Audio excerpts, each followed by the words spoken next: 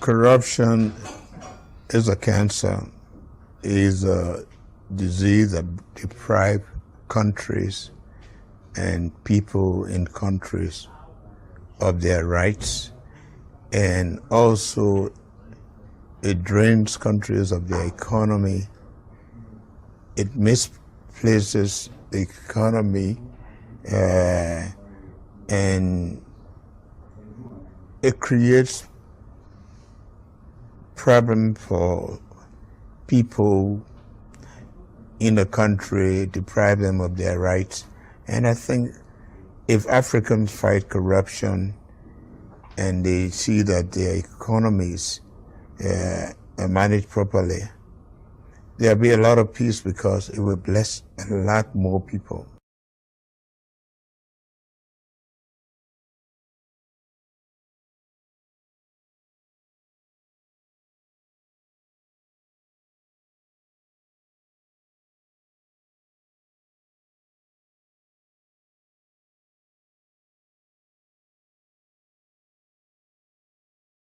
Again, I'm still here on the project,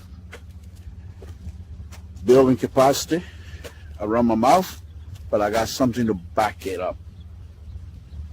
What do you think? Let's discuss it.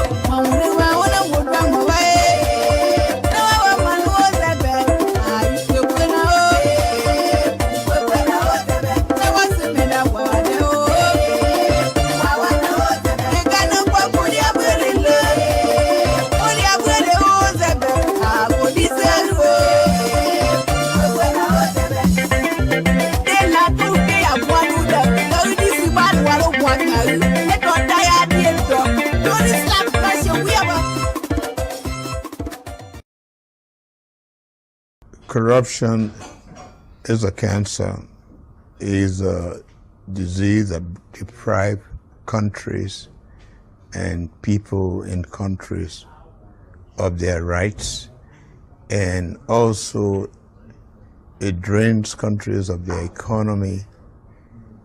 It misplaces the economy, and it creates problem for people in the country, deprive them of their rights. And I think if Africans fight corruption and they see that their economies are managed properly, there'll be a lot of peace because it will bless a lot more people.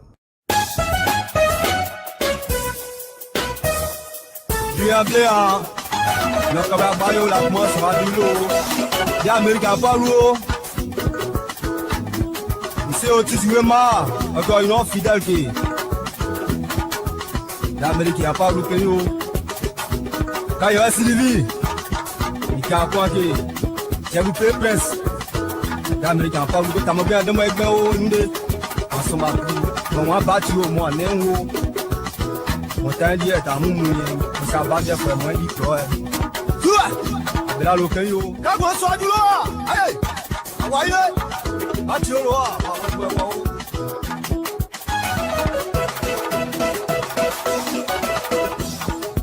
Ìyàwó Abela lo kan yo. Níbi tó jọba yìí. Níbi tó yọba. Máa ti sì mọ̀ pé yo. Máa jẹ́ jíjí. Wọ́n pe ìṣàmẹ́ fọ́ sí o. Títí connect. Animateur Choco Nostra Yasin de Toyebi. L'homme a tout fait pour Mivito. Aniche les deux. Corruption is a cancer, is a disease that deprives countries and people in countries of their rights, and also it drains countries of their economy. It misplaces the economy, and it creates problem for people in the country, deprive them of their rights. And I think if Africans fight corruption and they see that their economies are managed properly, there'll be a lot of peace because it will bless a lot more people.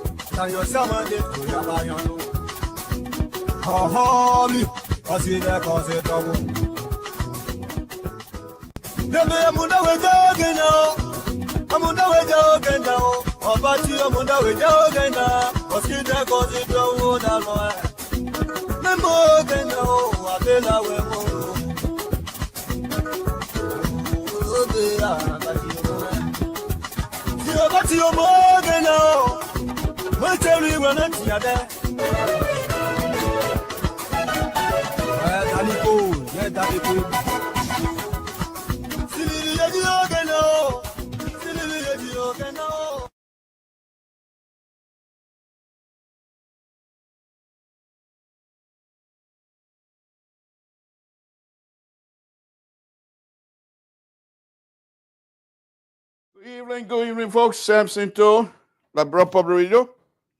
We're here again this evening. I'm still trying to figure out what I have going here. So let's stay with me. Stay with me, Samson to Liberian Public Radio. Too many, because if you're doing everything by yourself, again, if you're doing everything by yourself, you tend to have a lot of stuff going. Okay, so stay with me as I go through the process here. All right, so test it. I think we're audible enough. I don't know why I'm not getting anything. Folks, if I'm not audible, please let me know. If you're doing everything by yourself. Okay, I think I am. If you're doing everything by yourself, you tend to. Let's go ahead and try to get this thing. Okay. Stay with me. Okay. All right. Go through the process here. Why? All right. What's going on here? All right. Let's start all over.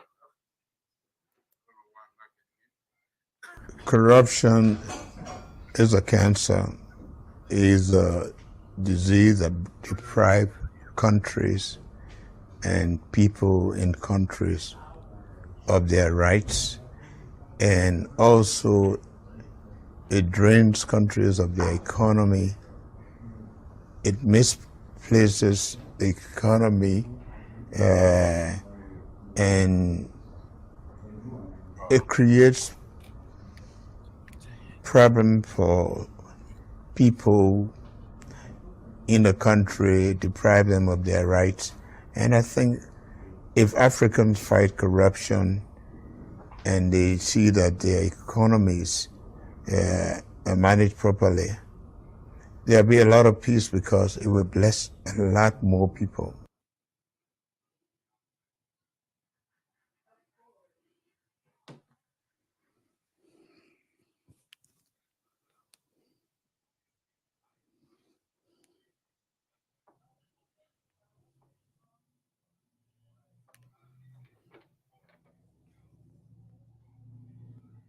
Again, I'm still here on the project. Okay. Building capacity around my mouth, but I got something to back it up. What do you think? Let's discuss it.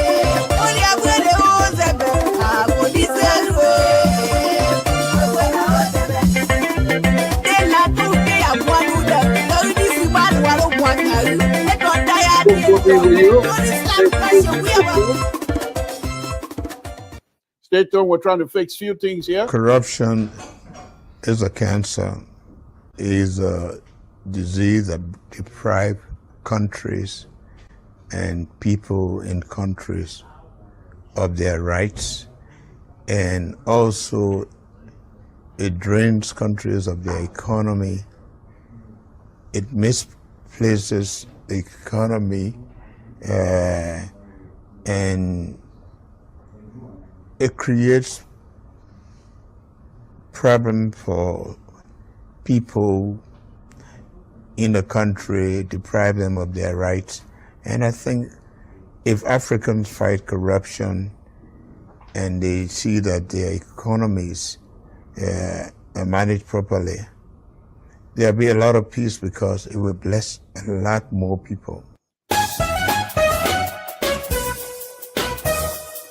Good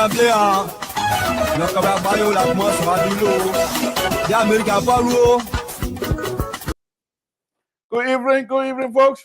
Samson to Liberian Pub Radio. Ready again tonight. We say thank you for joining us. We appreciate it. We appreciate it. Thank you very much. Thank you very much. We have to do the best we can here. Thank you for joining us. Sorry about that delay. Safety. Lord Jesus, we want to thank you again tonight as we come before you. We say thank you for your blessing. We say thank you for all that you have done and continue to do for us. We ask you, my Lord, to continue to bless us, guide us. Guide us in whatever we do, because without you, we're nothing. Guide us in everything that we put our hand in, because without you, we're nothing. Nothing can be successful without you being involved, without you being the center of whatever success that comes with me. Thank you.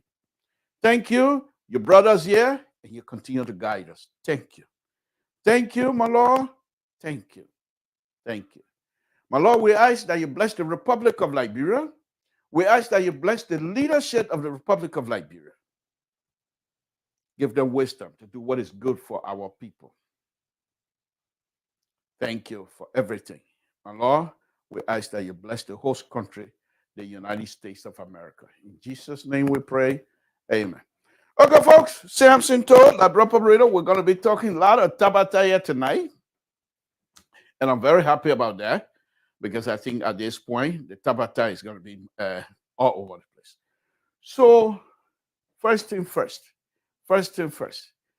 Did you guys watch the video today with the incoming legislatures, the way they behave today, yelling and screaming? Their second day opening or whatever it is. If this is what they're going to do, then I know we're in for a big run. One more thing I have to do here. Okay? One more thing I have to do. Monsieur Otisouema, encore une autre fidèle qui. L'Amérique n'a pas loupé nous. Quand il y a Sylvie, il y a quoi qui. J'ai loupé presse. L'Amérique n'a pas loupé. T'as bien de moi avec moi, nous. En ce moment, on va battre au moins, néo. Mon temps d'hier, t'as mon moyen. On s'en bat bien pour moi, dit toi. Toi! Mais là, l'aucun yo. Quand on soit du loin, allez! Envoyez!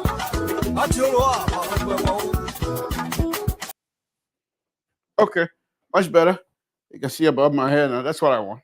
Okay, so let's go ahead. So the way the people carry on today, you could hear someone follow in the background trying to call his colleagues, and you could also detect the frustration from the tone of the voice. I don't know. And now I'm wondering, what has Kofa put himself in? Is that what he called for? Is that what he was hoping to get? But knowing who Kofa is, he will be able to settle things down easily. It's just the first day. So a lot of stuff going to be going on as well. So we have no issue. Folks, again, Samson told Labra Pabrito, thank you for joining us tonight. So wonderful thing here. Wonderful thing to have you. We say thank you. Those of you, the panelists, I sent a link out already. Join me because we're not going to be here long tonight. So join me, and so that we can have this show on its way. Okay. So the issue tonight that I'm going to be discussing is about the incoming government.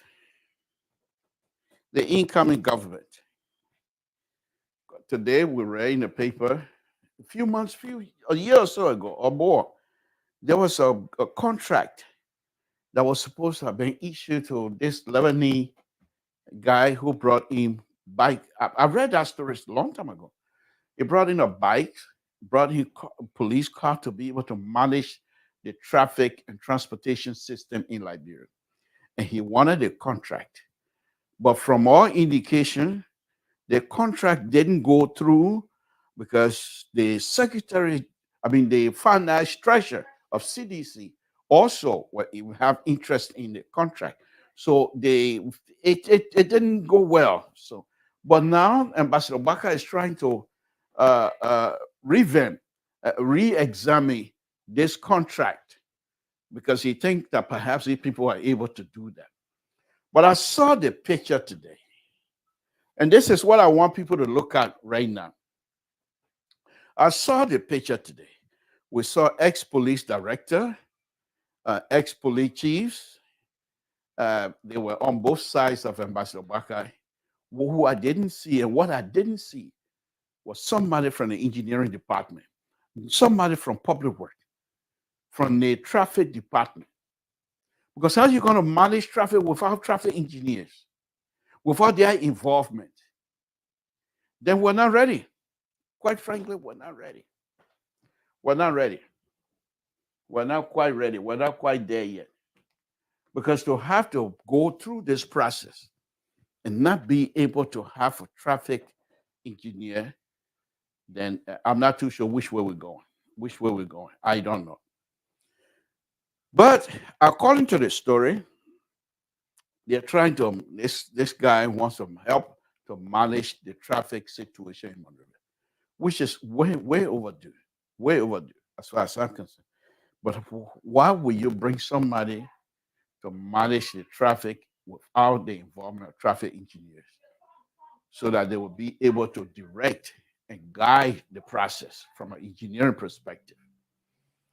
And this is one thing I also know about us Liberians. We cry for infrastructure issue. We cry, oh, they want not build right. The person didn't do their one right because the traffic people are dying. But when they're making serious decisions that affect the lives of Liberian people based on infrastructure developmental agenda, they do not include the engineers. They leave them out. Those who are supposed to guide the process in terms of how these things are supposed to be, they leave them out. And they brought in lawyers to negotiate. They will bring in accounting to negotiate. And these lawyers that have been brought in have no clue in terms of engineering process. So they're looking at this concession agreement based strictly on law, and you can't blame them. So who are the people involved in all of the logistics in terms of infrastructure and the engineering practices and all of the good things that's supposed to be happening for us? Who's there to guide? Nobody. Nobody. Most of the time, they leave these things up with some junior engineer who has no clue in terms of international standard and what have you. And so when the time gets on, then they get confused, and then you have issue. This is exactly what it is that's happening. So I just brought this up. Go on how do you call it? Go on Data Observer, and you will see that. One other thing, I don't think I want to stand much tonight either. Anyway, but one other thing that I saw was the Senate. The organizations and the leadership of the Senate, the distribution of position in the Senate. You have the like of Nathaniel McGeer holding leadership position in the Senate. So what that's supposed to say to us, or what that's supposed to say to the young people, young Liberians, these are things that some of us need to look at critically. Because if you take the like of McGill, who has not been able to clear his name, the sanction, the corrupt behavior, the sanction still hanging over his head. Now you take him and put him to Senate, and now you're giving him a leadership position. Let me sit down. This one requires sitting tonight.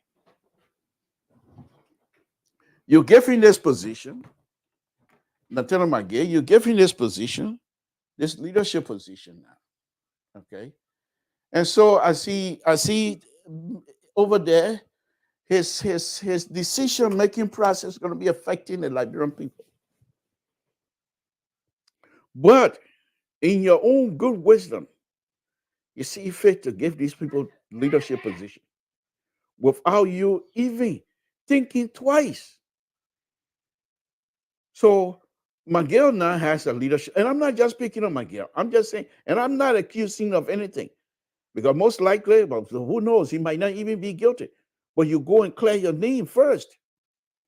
And so if the people don't even respect us as people of that country, will you blame them? Will you blame them? The people were sanctioned, and two of the people that were sanctioned, they were elected in the Senate, in the House of sensible people.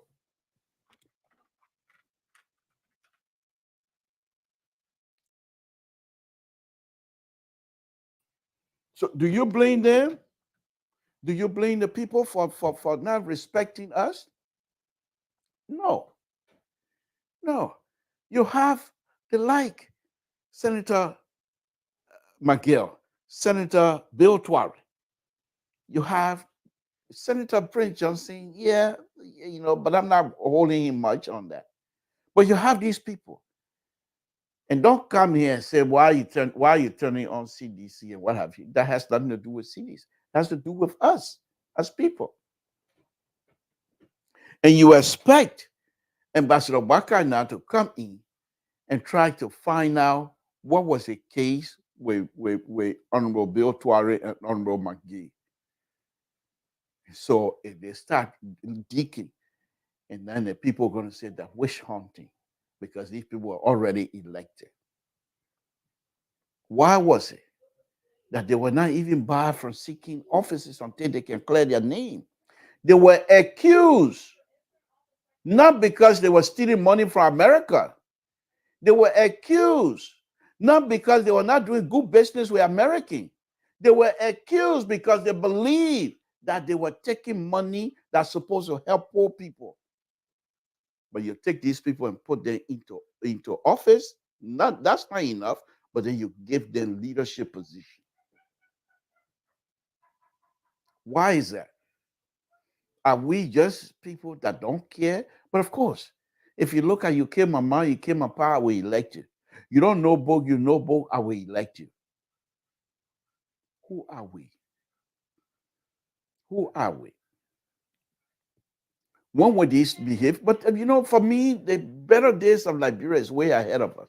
So I'm not that concerned because I know things like this. Just as I predicted with CDC, I know things like this. In the next 10, 15, 20 years, things will change. And all the flakajay you see running around here, thing is because they have money, they can occupy any position they want in the country. Those things going to be changed. Because most of the young Liberians that are educating themselves all over the world, they will come back to Liberia and they will not put up with that because they will not be able to occupy this position and challenge these people that came into this position because of the money. Now you tell me, what leadership ability, what's his name, Bill Tuare bringing in here from, I believe he used to be a representative before. And then he became a Port Authority director. What's about McGee? What is it? What are they going to do at the Senate that will improve the life of the common people in Liberia? Think about it. Think about it. Think about it. For me, when I listen to Amar Conant, I was thinking to myself, this young man is out of place. Amar Conant is out, because look at these people. What can they offer to be able to match the wordiness of Amar Conant and the like? What are they going to offer? What are they? They're going to just sit there and collect paycheck, and then we complain when it rains. Monrovia is flooded. We complain about that. We complain when the price of rice goes up. We complain. We complain when if common red light market is dirty like everything else. We complain. We complain because the road to the southeast and other places are not there. We complain, but yet still, we take these people that we know very well, they have issues in terms of money management. Miguel told us in Banga that even if I stole some money and build it here, why you're getting invest for? Okay? And this is the man you're taking and put in the Senate, and now they are giving him leadership position. Good evening, Mr. So. Thank you for joining me. Appreciate it. They are giving him leadership position. I'm here to put you into check as usual. Yeah, you can't put Libra in check. Libra is always he's a free-minded person. But let me finish my tabata. So you take these people and put them in the office. Not only that, but you give them leadership position, committee position. What are they going to do? What exactly they're going to do for you that they didn't do within the last 5-6 years when they were playing with money. They didn't do anything. Now you expect them to use their brain to move your life better than what it is. So this is what we got. Mr. So, good evening. Thank you for joining me. What's on your plate? What is the baby cry is all about here again this evening? you can defend it as you want. I'm just saying. It's not a matter of I just want to. What is the baby cry? Who you in agreement with? Who you not in agreement with? Who you think Well, supposed to be? I'm just saying we Liberian, the way we do business is difficult to understand. The American government say these two gentlemen, they sanctioned them for corrupt behavior. And we elected them. When I say we, the Liberian, we're all Liberian. We elected them in a house of responsibility, which is the Senate, where you have mature people. We elected them. Not only did we stop there, but we gave them committee chairmanship. To do what? What are they going to do that they were not able to do when they were in the higher position, playing with every day, playing with money? That now they go, what are they going to do for us? Now, the point that I'm making is, then when other countries look at us and say, what are these people doing? Are they serious? And then we want to complain. That is the baby cry. So you want to defend them? So, you can. It's not a matter of defending. It's a matter of being honest in your conversation. What is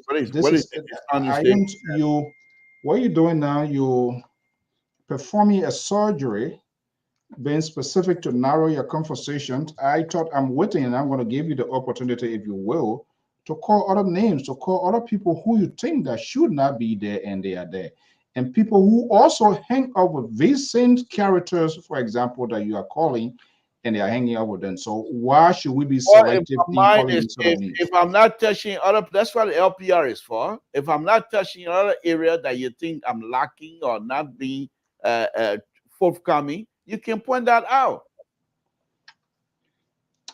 Okay, yeah, I feel when we're having this conversation, why it is true you are raising a genuine point, but we shouldn't put a tip line and talk about one person and leave the other people out. There are many of them, and it's very difficult.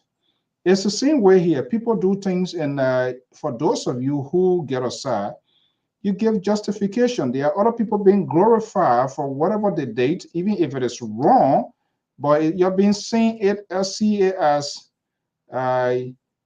some sort of redemption or whatever it is. Yeah, but it's not under Natana Magee. My only disappointment was the president vowed that there will be an investigation. Well, it is not Natana Magee or Bekube. I don't agree with them. The American came down. So it was the responsibility of GOL, the very government that I work for, when even President Weah said there were being the investigations to that. So what we do not know and what GOL has not made known to the Liberian people, if the date, then I stand to be corrected. Will you please give me a chance? So they have not come to tell us to say, this is why X, Y, Z. The American outlined their point. And we had this conversation here. You, Samson, told you were one of the ones that were in defense when we were speaking out why, whether they resigned voluntarily or the president allowed them to go. So is the government of Liberia basing her judgment, what they feel, what they saw happening, their evidence, were those evidence presented to the government of Liberia? And if that was done, I'm also want to know whether government of Liberia also did their own investigation to get these people convicted. The president said there were going to be an investigation. That investigation, as far as I'm concerned, it never took place. If it took place behind the scene and the public wasn't informed or the camera was in there to pick up it, then that's a different thing. So I don't think Maggie not going to go, or Bakugba Jr. is not going to go out there to look for something. I was disappointed based on the action of the government of Liberia took. I'm not hearing you. You're making flower. Your mic is muted. All right, Mr. So, just hold on 1 minute. Mr. Victor B. Smith, Samson is running the show tonight. That's not Mr. So. So if you come in, good evening to you, welcome, but say Mr. To. Don't call Mr. Sony. I am running the show. Go ahead, Mr. So. I gave you permission. This is so ridiculous on your part to the extent you just don't know who to go make. Is that your own body, you want to make proud someone who joining you from Liberia because he said hello to someone? Is that what getting You're on your going to say skin? hello to me, not to you. Yeah, no, but on a serious note, I think, and I hope I don't know whether it's a court case because these cases, government is a continuity, but there are a lot of many cases. Not only Nathaniel McGee, the guy who was nicknamed King Corruption King Kong. The hookup of other parties, they became the darling board, and yet they are today occupying going to ECOWAS as one of the It's a sad situation. So On a I'm waiting to see. So these things when we're having these sort of conversations, it's like a nail under the feet of someone, because it's just all over the place. So we are waiting to see how these sort of changes going to be affected and what sort of impact they're going to be made. Because these same very people you hook up with them and they get you to be somewhere, how can you come back at them to bite them? But this is why you don't do. You decide to be selective in your conversation, and you want to point out these people alone. This is Samson Toll, Mr. Victor B. Smith. Thank you for joining us. We really welcome you. It's been a while, but thanks for joining us. You did a marvelous job the other night explaining the process of engineering and how good engineering process in Liberia. I really appreciate that. Now you want to praise Victor. You told me Victor didn't call your name, and you were all upset. And now you see, Mr. Smith, I don't like this sort of hypocrisy. I will expose you, and I can play that recording right now. You want to put me to test? Terry, good evening. Yeah, Mr. So good evening. I didn't even know he called me. My man is performing. I'm enjoying him. But then guess what? He didn't call my name. Why is he calling your name? Who asked for you? And you can't pretend like you know me. I don't get time for that. No, Victor did a wonderful job the other night. Make all of us proud. I mean, by just explaining the engineering the engineering business in Liberia it was.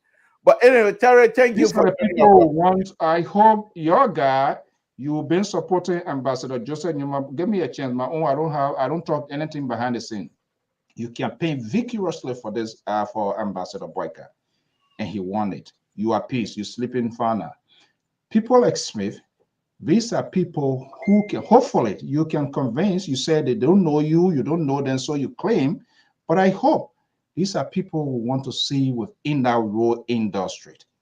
Okay, so try to also start making that point too as well. And when they get in there, which is, of course, I'm sure they're going to do, when he calls you, don't come and tell us, say, you're 7-year-old. Since 10 years ago, you've been having a 5-year-old man. When they call you, don't come and tell us here again, your son is 5-year-old or 7-year-old. I'm calling you out now. So, Mr. Smith, as soon as they call you, please call this guy and let he come tell us here, say, he gets 7-year-old boy to take care of. Victor have always been the one to. He was a person who, the first time I went to Liberia, he took me from here to Liberia. You know the whole story. Pretty much, and thank you. But anyhow, let me go on to Terry. Terry, thank you for joining us here tonight. What's on your plate, anyhow? Well, I think you already ate the cake that on the plate already. But anyway, the whole saga about the elections that were just held, and all those guys, the senators were given, I don't know if it's a position of the speech, the various speeches, concerning what they are about to do and what they hope to see and all of that. And I always say that the leadership that we have in the country is the resemblance of the mindset of the Liberian people.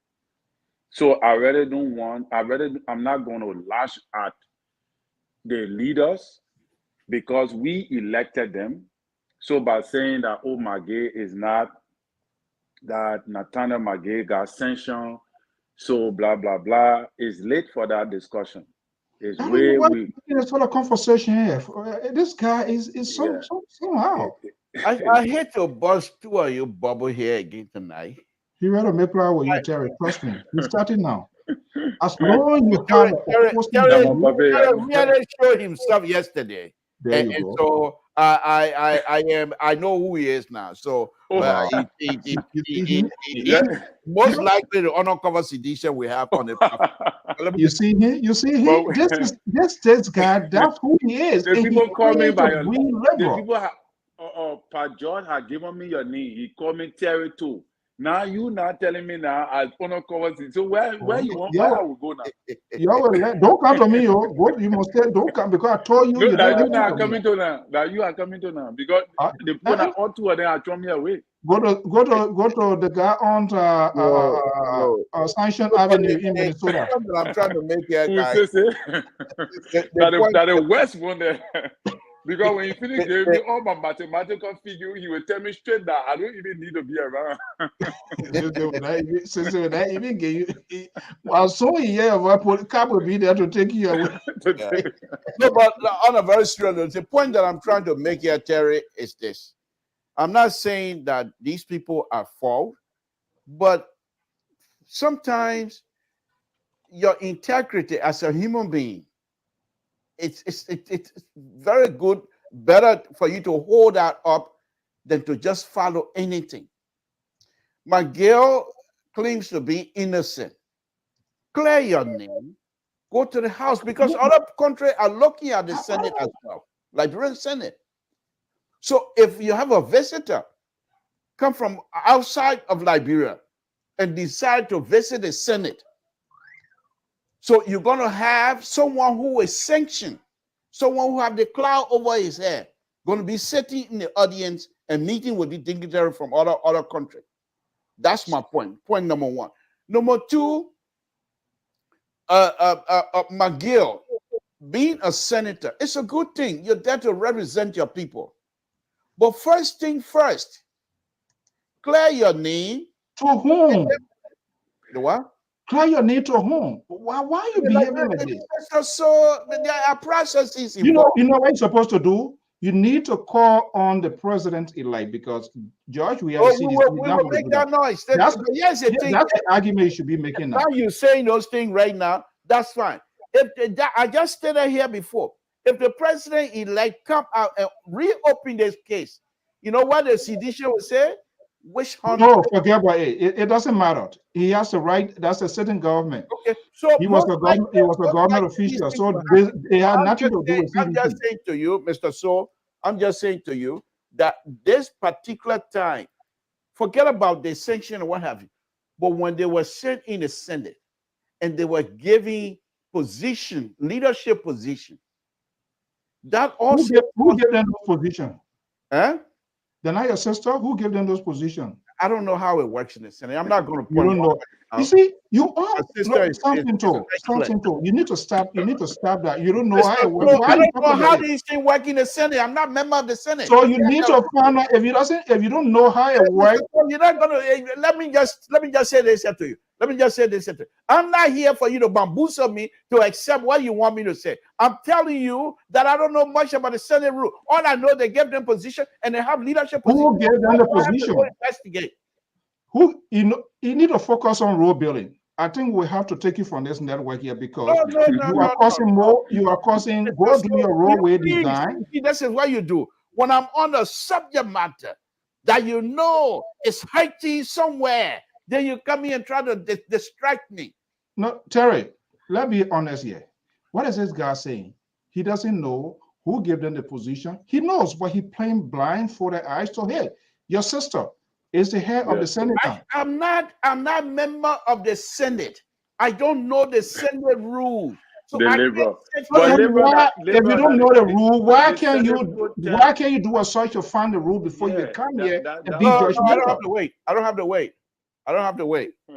The liberal. He was too saying his set gone off. But anyway. So why all these people piling on me right now like this? What everybody coming? Why they piling on me right now like that? I better get Mother, are you ready? I'll bring you on. Mother, yeah. Fire in the holder. This is supposed to be a show where I'm supposed to have my own tabata. So what are you trying to do here tonight? Let me pull you to your favorite corner. You put me to your side. I won't be to that play. No, let be message. Let be with message. Thank you guys for joining me. I appreciate it. So we're just talking about this. My feeling, that's what on my plate. What's Mali? Let's start with you. What's on your plate this evening? Well, I think there's a need to revisit the dual currency issue. I think it's creating a lot of devastation in the system. The Moja boy. Okay. Your boy, now you know that devastation. Thank you. Thank you. So what's on your plate? Well, hey, good evening, everybody. I'm looking at you guys have been already talking about the new leadership of the legislature and the makeup of committee heads and the hopes and aspirations or the lack thereof, based on what a lot of them have been saying. But what's on my plate is exactly that the new structure of the legislature and folks that are heading various committees. Yeah. So okay, my let me start with mine, and I think just a re-echo because I've already started that. I am not much happy the way they're going about it, but that's their business. That's the Senate. They have their own rule. They have their own thing. But at the same time, I'm a Liberian. I have my free will. I can say whatever I want to say as long as I'm not here to insult anybody, but I'm here to say what I believe to be the truth.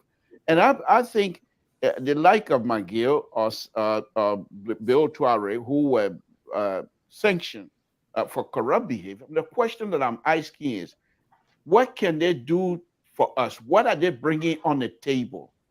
That is a question that is really bothering me, because if these people were sanctioned for corrupt behavior, what are they bringing on this table now that you're giving them leadership and committee position? What are they going to do? That has been my concern. But let's go back. Let's go back to Terry now. Terry, you say you have what do you say you want to put on the plate here for us to discuss? No, but that what I was saying, the cake that on the plate, won't finish eating it yet. So okay. All right. And you got in here more, so you're running away from it. Okay. Yeah, you got two giants already that have just appeared to scatter everything. But what I want to say is that these people, first of all, we got to understand what committee these people were placed on and what is the responsibility of those who are assigned to that committee. And you must understand also that Yomdi Kangalore were the one who placed them on those committees, because I think that is how it runs. The Senate pro tem is the one that assigned people to various committees.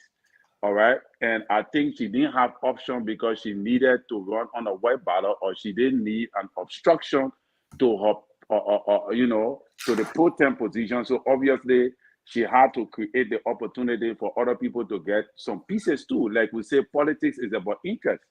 So, and I was very shocked for a person like Maggie and the likes of Bill Tuawe and other guys to not oppose Besson Guy Finlay, to not oppose Yomli, and she just ran on a white ballot. To be honest, in as much as I felt that she was going to win it, I really did not think in my mind that she was going to win it the way she did.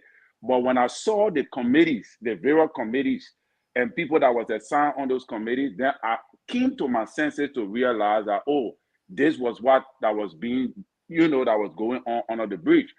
So in my opinion, is that I don't want to really take it out on these guys, because I think in my mind that we got to understand that the Senate responsible to do oversight. The responsibility is to do oversight of the budget of laws in the country. All right, not outside of the country. If they want to solicit help outside of the country on an international level, that is a plus. But I think the priority have to do with working with the government entities and organizations, all right, that are coming to facilitate that particular area in which they have been assigned, that committee in which they have been assigned. So the first thing I think you need to do is to highlight the committees that you're talking about that these people have been assigned to, and tell us what will be the rule that will affect them by reason of the sanctions? I think then we can have a discussion. Fair But quickly here too, also Fair. it was Nathaniel McGee that nominated Besson Finley, and he declined because he said, according to him, Kanga, they are all from the same belt, but those are political, what you call it, gaming. Usually these politicians, Right. that's typical, in the Senate. I just wanted to mention that. All right, Mr. Smith, thank you so much. And after a meeting tomorrow, come here soon to tell us. Sorry, go ahead, Liberal. Okay, so let me just read a few lists that I have here, and I think this is one that really most likely is putting my brother Sisi over the top here.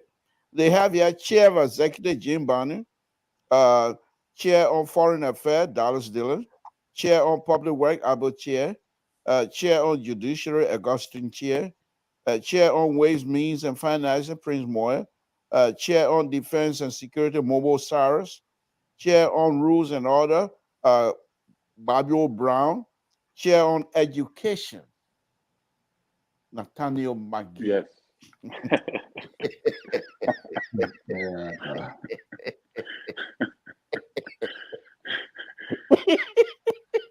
No, this is good. Chair on Education, McGee. Okay. Chair on Health, Deborah Vibra. Chair on Public Account, Amara Coney, and Chair on Internal, Prince Johnson. So let's go ahead. And then of course Edwin Snow and Tyler, they're representing Liberia at ECOWAS. So that's just the few names that I have here. So let's go straight with Sisi. Let me go back to Sisi now. Sisi, what is on this list?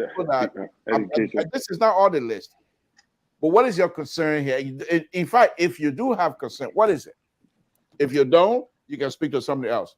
No, I do have some concerns. To piggyback off what Tara was saying, but I have a little different view on that. I think if Yombli Kanga had traded positions for the Senate pro temp, you won't go and see all her allies, Prim Moyi, and all the people taking powerful positions. What did Bezoga get? What did Bill Tuaway get?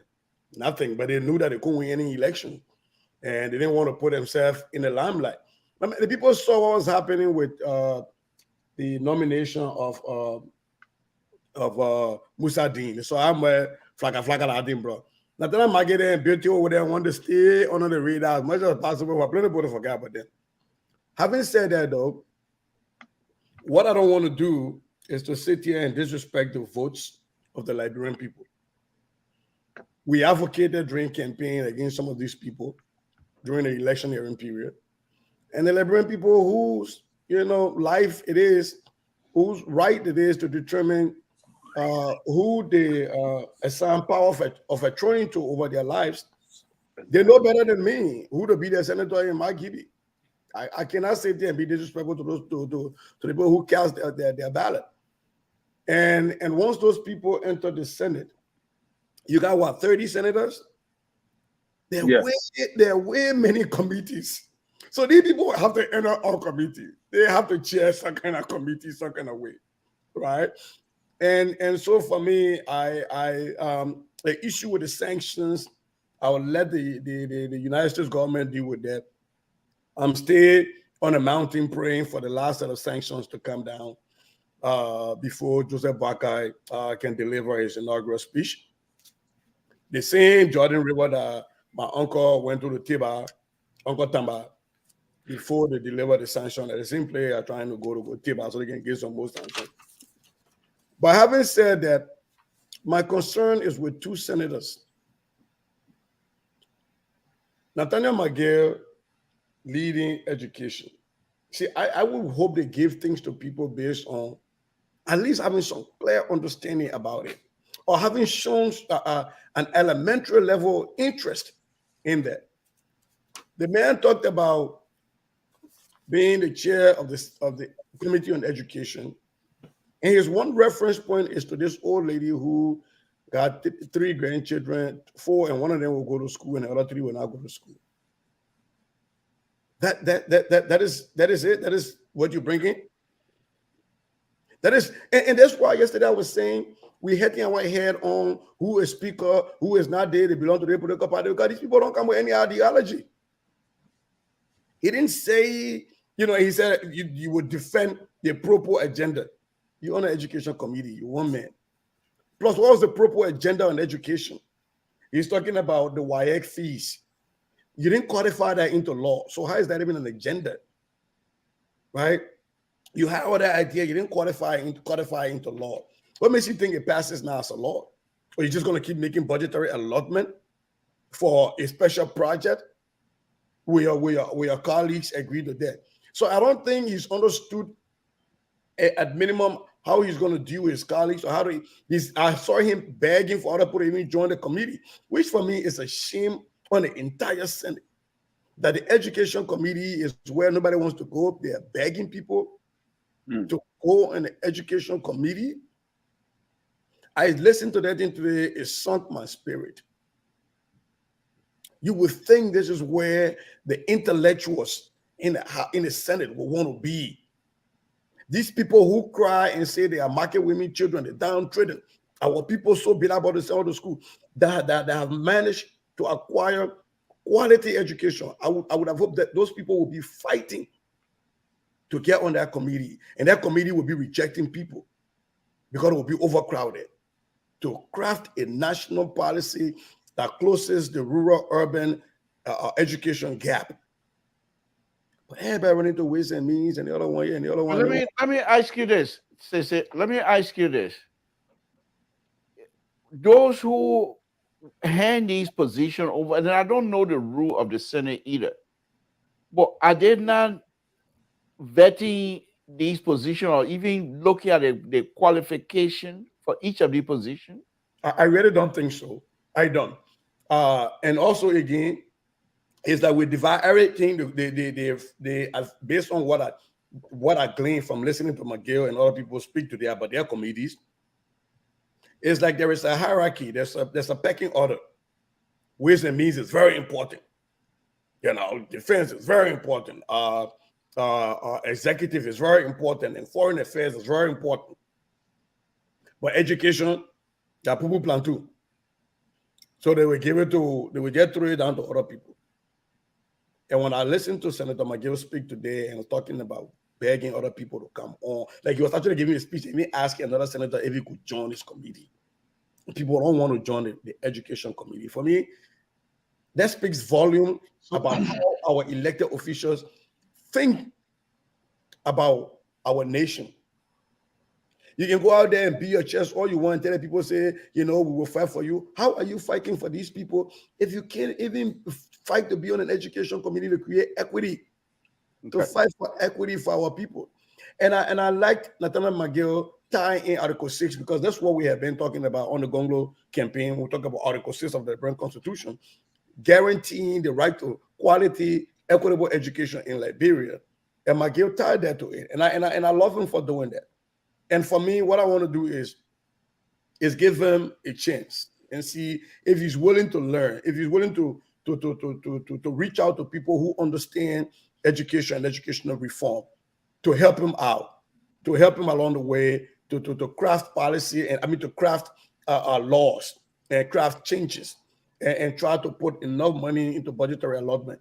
I'm willing to see him learn, even though I have an issue with him with the issue of corruption and the issues of the sanction. I'm also willing to respect the rights of the people of Margate County to determine who to represent them. And I cannot take that representation away from them, because he represents them and they have equal rights to be represented just as people from Lofa County. So I'm willing to see and give him that chance. The other person that I said I have a little question about is Momo Saras from Lofa County. Full disclosure, Momo Saras and I, we have some relationship. So of course, everybody from Lofa County will have some relationship. He runs a private security firm.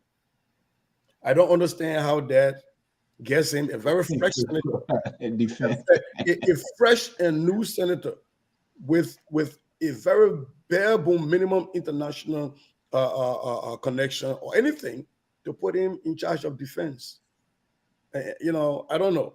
You know. So okay, thank you, Mr. Mali. I'll bring you in. Let me bring Mr. So. But it seemed to me that these positions, perhaps they are not as important as we have it, having to be believing that they are. But most likely they might not be that important. But let me bring Mr. So. Mr. So. You need to stop that. You don't believe it that they are important. We believe they are. And just to add a little layer to what Mr. Goyer is saying, this is the problem. This is how the field policy, field system starts, and we throw it on the executive, which is wrong. Now, all of those that were contesting, two things most often you hear them: quality education, good health. Quality education, good health. Our people. It is themselves. And I said it. Nobody talk for me. They can talk for you, liberal. They can talk for the Moja guy, maybe Terry, but I know they're not talking for Sissy and myself. Because for he, and this is where leadership comes from. I thought she's being or the head of the Senate, and we got to blame them, being the presumptive person to be the pro tem. I mean, they know their members, even people that are coming in. I thought by now they will review these people, their background, their speciality, their professions, and this is how it happens here, because you want to make people to be effective in what they are doing. Like what Cesar is saying, defense, the education for them to be backing people. But guess what? They want the ways and means. They want the executive so that you'll be in charge of the presidential nominees, because this is where the usual business comes in, and that business comes with a give and take and understanding. So it is a shame, it is a disgrace for the head not to have done her own due diligence. I'm not saying she do it, but from all indication from what I've seen, because if she did, or if the leadership did, people will be placed in the rightful position. Misplacement is one of the things that is causing harm in our society.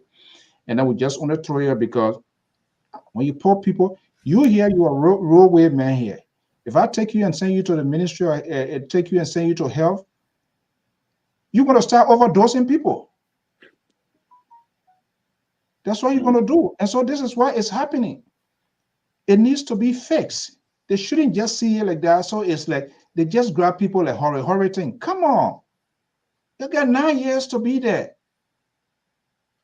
Probably I thought they will have some sort of meeting, and the high should be to have some meeting off camera and have this sort of conversation to get an insight of those people. And that's how you're going to start putting them.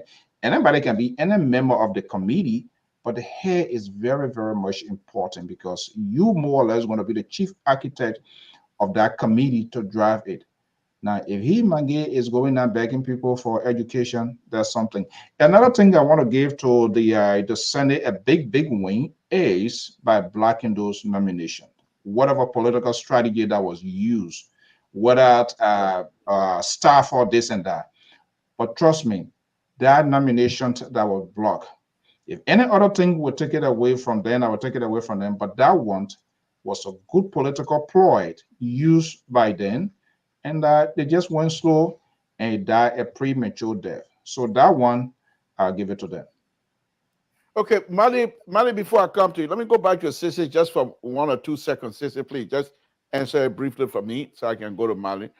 And the question is, this incoming administration, Ambassador Bakai, do you think he should have had some sort of a conversation with the incoming president pro tem to say, let's try to get something going here that will at least protect the institution and make sure things are done correctly? You think, or he would have been interfering? No, I believe they probably had that conversation sidelines. But again, remember there were elections going on. There were senators that were going to be elected. You didn't know what the makeup was going to, what was going to look like.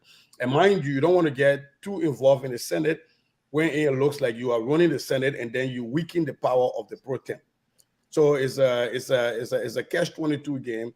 And again, even the Unity Party, to be very frank and brief, the Unity Party Alliance and all of the groups that were running, nobody ever gave an actual meaty, fleshy idea of what the ruling philosophy was going to be. We talk about arrest, and nobody ever talk about what the education is going to look like. It's E is in it for education, and A is for agriculture, but that's about it. And so it'll be difficult for a Senate to say, we have an agenda. This is what it is, and so let's set up people to be able to make sure that there can be a credible check and balance. And I agree with you, Mr. Toole, that these are oversight, but they're oversight because we need check and balance. How are you going to check or balance something out that you don't understand or know? That is my problem. Thank you.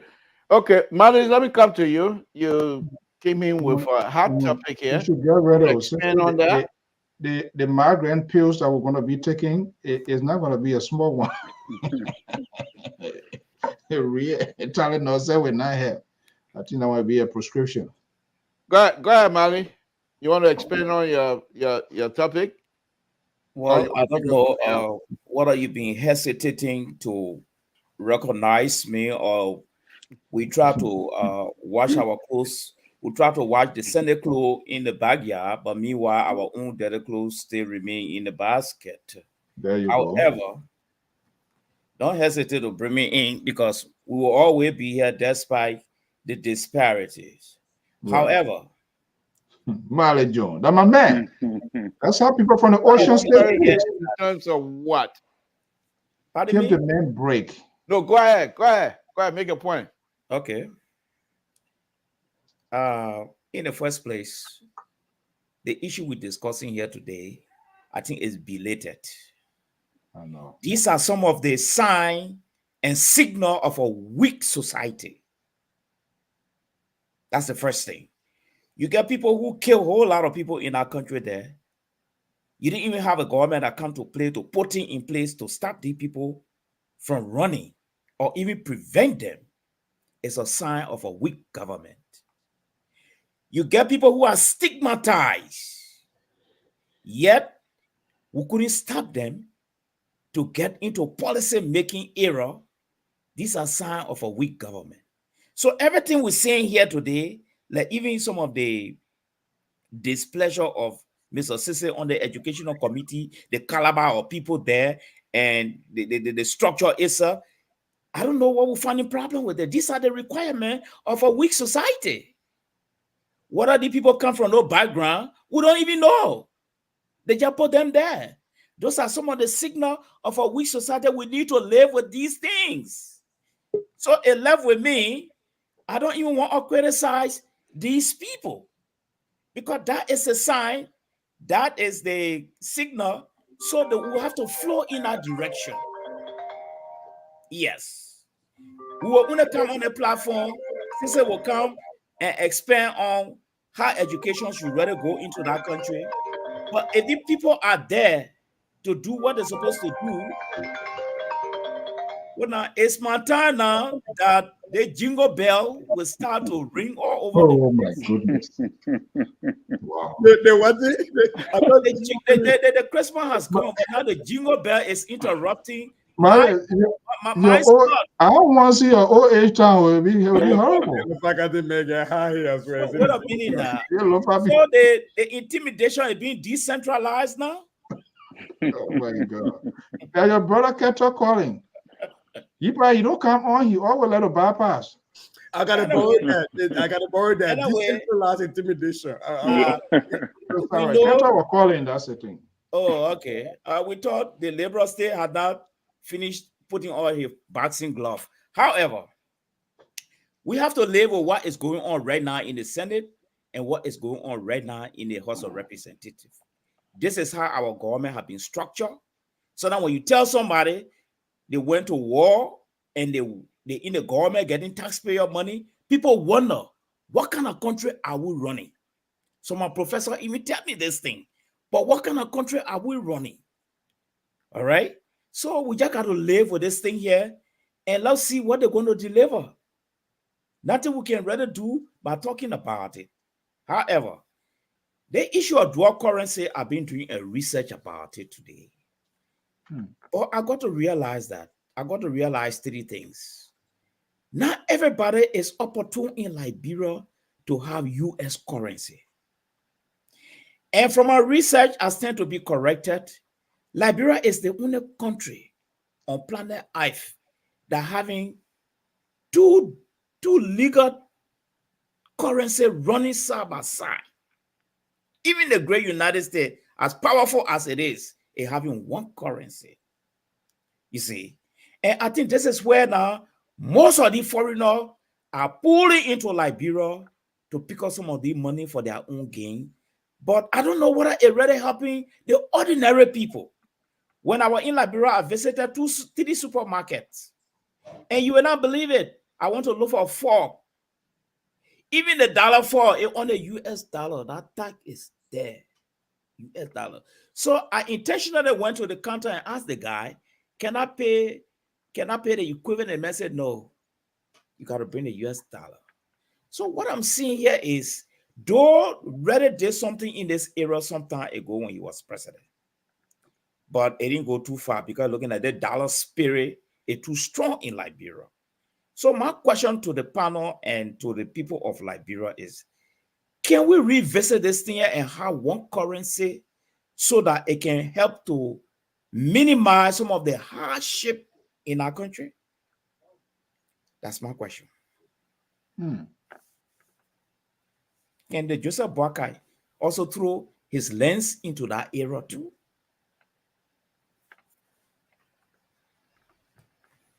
I'm done, Libra.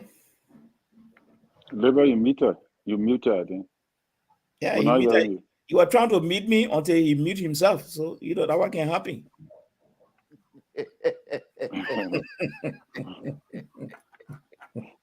Yes. Mr. So, were you able to connect Walter Carter? Yeah, Carter, are you here? Hello, sir. I'm not Carter. I'm Saturday from Connecticut. Oh, okay. I'm sorry, sir, but that's okay. Welcome. But today is what? Tuesday, right? Yeah, today Tuesday, go to Wednesday. But I've been listening to you guys, and the topic on our discussion is very interesting. I believe that one of the fault of Liberia having people, the electorates that go elect the people to go represent them, they are part of the problem. And besides that, I believe all these people that are heading committee, there has been a consultation. And just remember, over the years, these people have been senators or they've been working behind the scenes. You and I cannot really justify or conclude that, hey, what is the guy's specialty? Maybe over the years. If these things are not being done, and these people just been placed or been placed on committee to head a committee, there is a complete disaster. But I know that my sister, Nyomli Kanga, I believe that there are people that been in the system and they know that these people that they are placing to lead a committee should have acknowledged, should be able to deliver. Having said this, if that is not the case, then and just to buttress it, if our people will really check their leader that they're going to elect, then Liberia will be good. But just look at Magidi. I remember when Falo Magidi was placed on sanction, and the Council of Churches, the branch in Magidi, went and educated the Maginians, said, hey, this guy is not the rightful person to represent or forget about money. The people still went ahead and elected this person. So, we Liberian, we are our own problem. Thank you. Thank you. Okay. Let me go to Terry. Terry? Yes, sir. Evans, you want to leave or what? What do we go from here? Yeah, so Okay.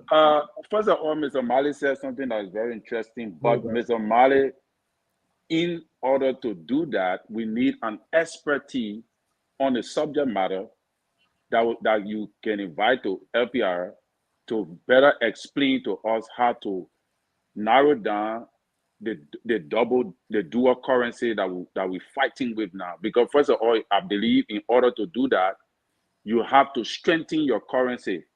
And one of the reasons why your currency is weak is because you only export. You export a lot. I mean, you import a lot, you don't export. So based upon that, your currency is weak. You don't have a strong currency because you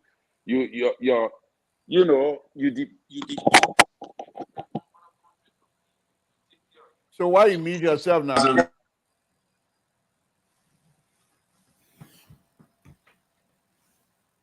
We can't hear you. Yeah, you hear me now? Yeah, go ahead. Hey, look at CDC now get some kind of cheap phone. No, baby, I'm not sedition. Anyway, so yeah, so you gotta look through that as well. You know, that your currency have to be strong in order to dominate other country currencies, especially like the US. Once your currency is not strong, and one of the ways your currency becomes strong is by you exporting as well, in my opinion. But I think we need an economical expert to come and give us a full diagram of what it looks like.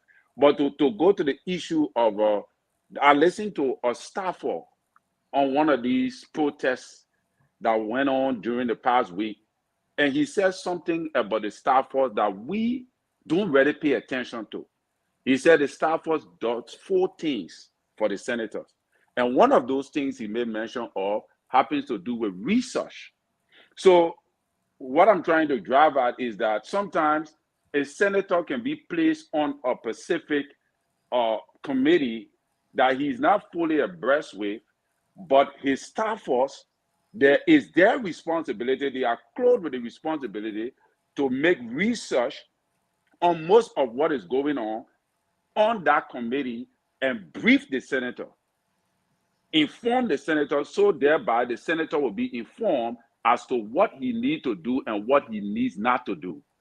So a senator don't really have to be an educator or somebody who is really abreast with education to side with the committee on the area of education, because he already should have people that work with him that will be informed enough to be able to make research when there is a need in that area for the senator to make his input. So I think we also got to take into consideration that. I do not negate the fact also that we need senators that are educated on the job to head committees, because it's very important. It will add a plus, but it's not necessarily a must. So that is what it is. Most of the time I tell people, I said that, our Liberian society, the reason why our people are not able to make sound judgment and make the right choices is just because of the lack of education. So we also cannot blame the people. We cannot blame the people. We will blame Sese then for not going to help our people. I will blame Sese because I've been enjoying you the recent time, those sort of radical approach. Look, you know what? I will take you in. Forget about the liberal and Sese. I will take you in. I thought as well, because to be honest with you, Sese, I think that your role, the educational role in Liberia have been totally denigrated. We overlook it. But I think it is the major reason why Liberians are not able to make the right decision when it comes to electing because the people are not informed. No proper education. Look at our people. At the age of, intergrade, you can't read. You can't even read a book. Intergrade. You can't even spell your name good. You don't even have a genuine classroom to sit in. So the education, so then we wonder why at the age of 15 or 20, I mean, at the age of 18 or 19, the person is not able to make the right decision as to who to vote for. The reason is that because they are not informed. Number one. Number two, how many of those people listen to radio? How many of those people right now watching us on live? In Liberia, I'm not talking about the diaspora Liberians that have internet. How many of the people in Bowen town, in Nima County, in Town, that are watching this live right now, that is beneficial to them by informing them? And the reason for that is the lack of education. So I think education, that what you say, I agree with you, say when you spoke on the era that the senator was soliciting people to join him. I think it sent a signal that that particular era had been downplayed.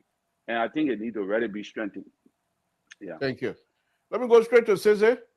Cesar, they say they blame you. How can you help us tonight? You're part of that group. You know, Terry has been drinking from Mr. So, and at the leftover water, he wasting on me. Because if he wasting the water on you. No, it was just a hypothetical. It was just a hypothetical. Yeah. Terry, he tried to intimidate you, stand your ground. I'm telling you, he tried to get you kind of wrap you around, stand your ground. So me and I going fight because I've been listening to Mr. So. I was just saying, I said, I don't want to do my time with council. He been on you, and I've been hoping you will come later than today. But I guess, you know, Terry didn't get a memo. But on a serious note, Terry, I get your point about having research staffers. The reason mainly for that is because your research staffers are going to research some bills when they come on the floor. They're doing a bunch of researches around many things that are happening. So at minimum, if the senator has some expertise on a committee that he or she is heading, it takes away some of their workload, the deeper research that people have to come. You know, like for me, trying to talk about nursing, if I was on the health, if I was a senator and I'm heading health, right? Somebody have to teach me from kindergarten about what health is. And my staff also have to do a lot of research to give me that background knowledge versus if we're talking education, you know, I would just need them to do minimum research on that and do a bunch of research on all that stuff. But I do get that point. And again, one of the biggest things that is hampering that is these people get the money to hire staffers. And this is by no means a degrading of the staffers. But if you look at the quality, the research capacity of these staffers, and whether they even have sustained internet access, they have like a legislative library that they can go to and have access to do research, right? So for me, I agree with you, but that's there. But to the extent that, you know, we're talking about how do we help our country, you're right. Some of us have to take responsibilities. And that is why, if you've been following me, I've been writing lately. I've been posting a lot of stuff out there. I don't intend to leave my young family to go to Liberia to work. I do, however, intend to help however way I can help from a distance, and however I can help when time permits. But you are right that we cannot continue to sit on these platforms and sit in the diaspora and denigrate situations in Liberia when we have the expertise and the capacity, and don't help and become armchair quarterbacks and sit on the sidelines and complain. So to that point, you know, I know there was a bigger point you're trying to raise, and that's the point I'm addressing, that yes, that we can't be quiet. We can, and we have to, and that's why I say I'm actually giving the benefit of the doubt to the Senator McGill to see if he's willing to learn, and see how much he's willing to learn, how much help he's willing to ask for. And people around the world, not just me, there are a lot of talented Liberians who are really good at education, can be able to help out. But if it becomes something where he goes and sits in a room and, you know, becomes surrounded and put in a cocoon, then it becomes a problem. You know, so you to the greater extent, you're right. And it's not just Liberians in America. There are Liberians in Guinea and Sierra Leone and Ivory Coast and Ghana that have great expertise that our country could benefit from. But sometimes we sit on there and we just complain. So. All right, Mr. So. Everett's on the line. He's been there for a little while. Then okay, let's hear him. Everett, are you there? Yeah, I'm here. You guys getting me? Yeah, loud and clear. Go ahead. All right. Hello to you guys, and thank you for the show. Look, I think I kind of want to buttress what Terry was saying, and I want to put this little spin to it. The legislature is a reflection of the Liberian people as a whole. And a deeper issue is the psyche of the people, right? They elect people, quote unquote, with the most money, who will campaign on doing things for them, giving them, scholarships, giving, fixing, pumps and other things like that. And in their minds, when this person get there, he's going to continue to do those things for them. But the reality is, the legislature is a cabal, and they all kind of understand, the goal, which is to do just what you can do, just enough to get in there, and then you can quote unquote relax for the next, 6 years or the next 9 years. So the reality is, our people are expecting these guys to continue the work that they did for them outside, before they got into the legislature. But the reality is, when these guys get there, they know that's not their job. Constitutionally, it's not their job to continue to do those things and provide those services for those people that they did. But they won't tell the people, like, okay, when I get there, I can do these things for you. I have to lobby the government. I have to, compel the government to bring these services to you and help better your lives. They will fail to tell these people, what their actual job is when they get into the legislature. But for me, I think the whole issue with Natana McGill, look, we have to look at our legislators and look at their qualification and their credentials. The reality is, most of these guys, they study political science. You may have a couple of lawyers in there. And you may have, quote unquote, a lot of everyday men who, most of them, they didn't go to school. They just maybe they were business people, became popular in the community and ran for office and won. So if you look at Natana McGill, he was a pretty powerful person in the country, so he has some sway. And maybe education is something that's dear to him. Maybe he feels he has a special, passion for education, although he's not somebody who was an academic, somebody who taught or was a teacher. But in terms of having a degree, he has a degree. But the point here is, Terry made that point. The staffers, if you have good staffers on your team, people who are well learned, who are well adept with the respective topic, whether it's education or law, to find good people in Liberia, you have to pay them well. So that's the key. And the staffers, don't get paid. So nobody is going to come there who is well qualified, who is very much competent at doing research, is going to go there to get paid $150 a month or even $100 a month to pretty much do your work, where you're getting paid thousands of dollars for. So that's the issue. I think the best politicians are lawyers. Lawyers make the best politicians. That's why we see in this country is reflected. A lot of these politicians here are lawyers because they can make their argument. They can fight for their clients in court. And when they go to the legislature, they do that same thing. They fight for their people, fight for their constituents, and make compelling cases so that the government can give the people services. We have a lack of lawyers. A lot of people go to school, they want to do political science. They want to do political science instead of going after law, which help to make them good people who will make good arguments and people who can advocate for the people with that passion and the zeal. So for me, I don't even care because these guys are who we are as a country. It's just a microcosm of who we are as a country. Our people elect the people who they think is going to do the most for them, who they're going to benefit from personally, because these guys was doing it on the campaign trail. And once they get there, they forget about them. They never learn a lesson. The next person that will come, the next election cycle that the person will gravitate to, that person go in there, forget about them. It's just a whole loop, and we have to try to get out of it. But I agree with Terry. Mr. Goya, you need to go to Liberia and straighten up things, bring out my background, and try to transform our educational system. I'll leave it there. Thank you guys again for taking my call. Okay. You still have a call the liberal out? So I think Terry is not taking the bull by the horn, and I like his step. That's what I've been advocating for. This is why Jones and myself have been talking on here, and Sissy, the liberal, they're always in the salad dressing. But that's, folks, gentlemen, that's not just only to it. See what we're doing here. Look at the proliferations of network, the conversation being kept on these platforms as well. People, whether you are in the profession, but what we are doing is exchange of ideas, putting information forward, telling the people not necessarily what they want to hear, but what they need to hear. Is that what is happening? But we also have a divided society, a community. Politics has divided the place. So there are people who wants to listen to certain things. If you are not talking that, well, they are not in your column. They are not on board with you. They see you to be an enemy or against their cause, whatever cause that they have. So these are things that they listen to. So whatever the one they most prefer, that seems to be the news, and that's what the process. So it is a very, very difficult thing.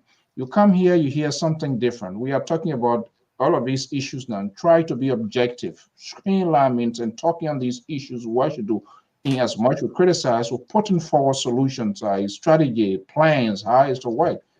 Is that how everybody doing it? No.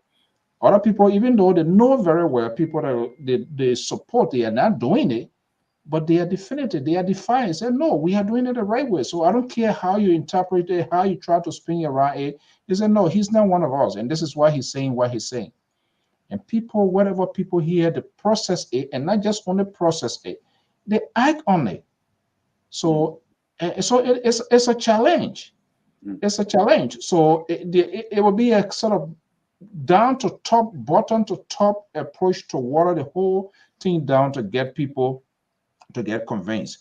So, but it is what it is, and we just have to talk it. We not want to insult people for that, but we'll just express our views, our opinions. Hopefully, we extend invitation like we've been doing for those that are in charge to get them the fair share, to get their version as to how these decisions are made, because this is what it's supposed to be telling us too. But guess what? Okay. If you're not pressing them, they say he's not one of us, they're not even going to come to you. So I mean, it's just a huge road to go on. Let me go to Malice before I open the line. Malice, go ahead.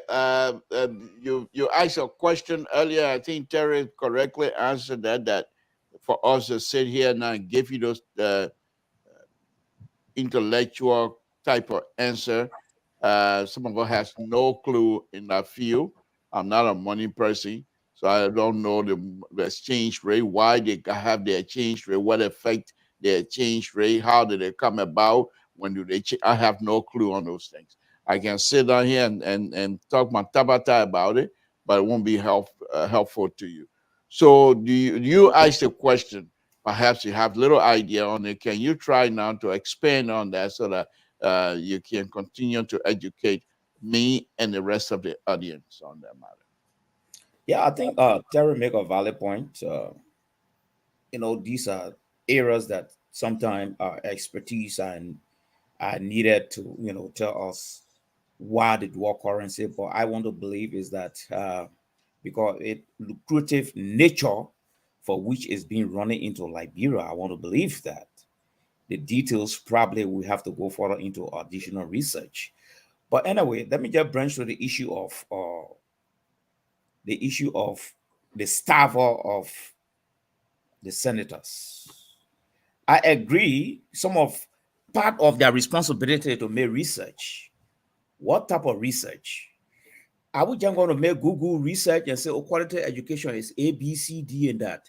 If the senator is not up to speed, he's illiterate, he's not educated, he came on the back of the people, what am I going to deliver? In fact, you will consider that research material as a trash. You will just look at it for long, you just put it down. After all, the education minister who's supposed to do this job. All right? That's the first thing.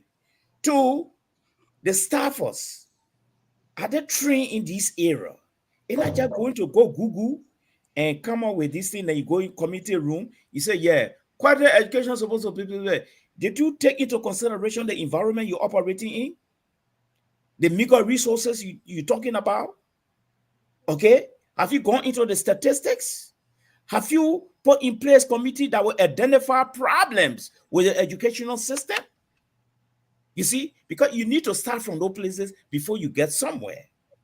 You see, so there's a problem there with our whole research thing. Two, how many of them are even interested in those kind of things? That's the first thing. If these people were ministers on education, like this fellow guy, and he had to go through vetting, through the rescue mission criteria and other things, this guy would not even be, he will not even count number one or number two. That man will be dropped. Okay? But anyway, the voter have already, like what my Evie said, These people are the reflection of the voters, and the other man said they are also adding to the problem. That's a fact, because that's the type of structure and the nature of the society we're running. Then back to the issue of Liberian expertise going by to help. You know, I know, there's a mindset in our place there. By the time you get to the airport, that resentment start to beat drum down there. Oh, they have come again to take our job. Oh, they have come again. The next time someone bring medicine to your door to make your leg big. If you go with all your expertise to the Ministry of Education, oh, gentlemen, this is why I have. They say, oh, who is he? They can't see the man with his beard. They say, oh, now they're going down there now. They can't tell what to do. The next thing now, they start looking for where Sese is living. So there's a dangerous mindset in that place.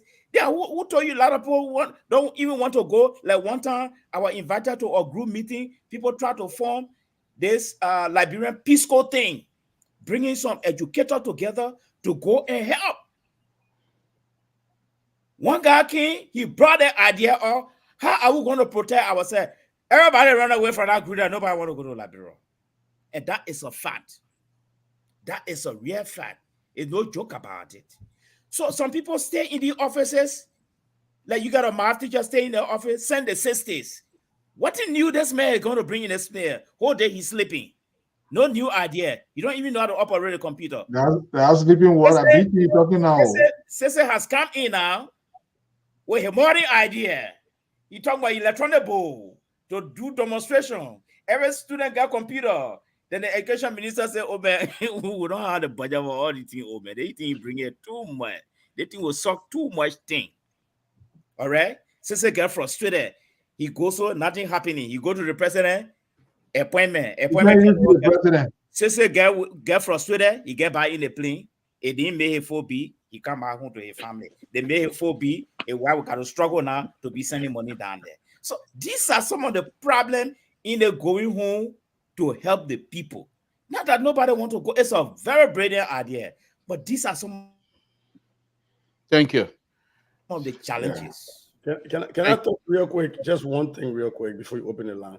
On the issue that Mali raised about the dual currency, I think it's a great idea. We need to look at it because this is leading to economic instability. It's leading to the exchange rate. We have a lot of risk where central government does not have control over the rate, how it goes up. We're creating dual economies. People get paid today, tomorrow the money is not worth the same, and it's not because of any action there or the national government. So when people hoard the U.S. currency, so I think this is something, Mr. Mali, if you can get some people around, we can reach out to some experts and bring them on, have a conversation about that, because this has a deeply undermining potential. Now, on the issue of helping back home, I'm one of those people that offered to have gone one time for a summer to help the last government to revamp the educational system.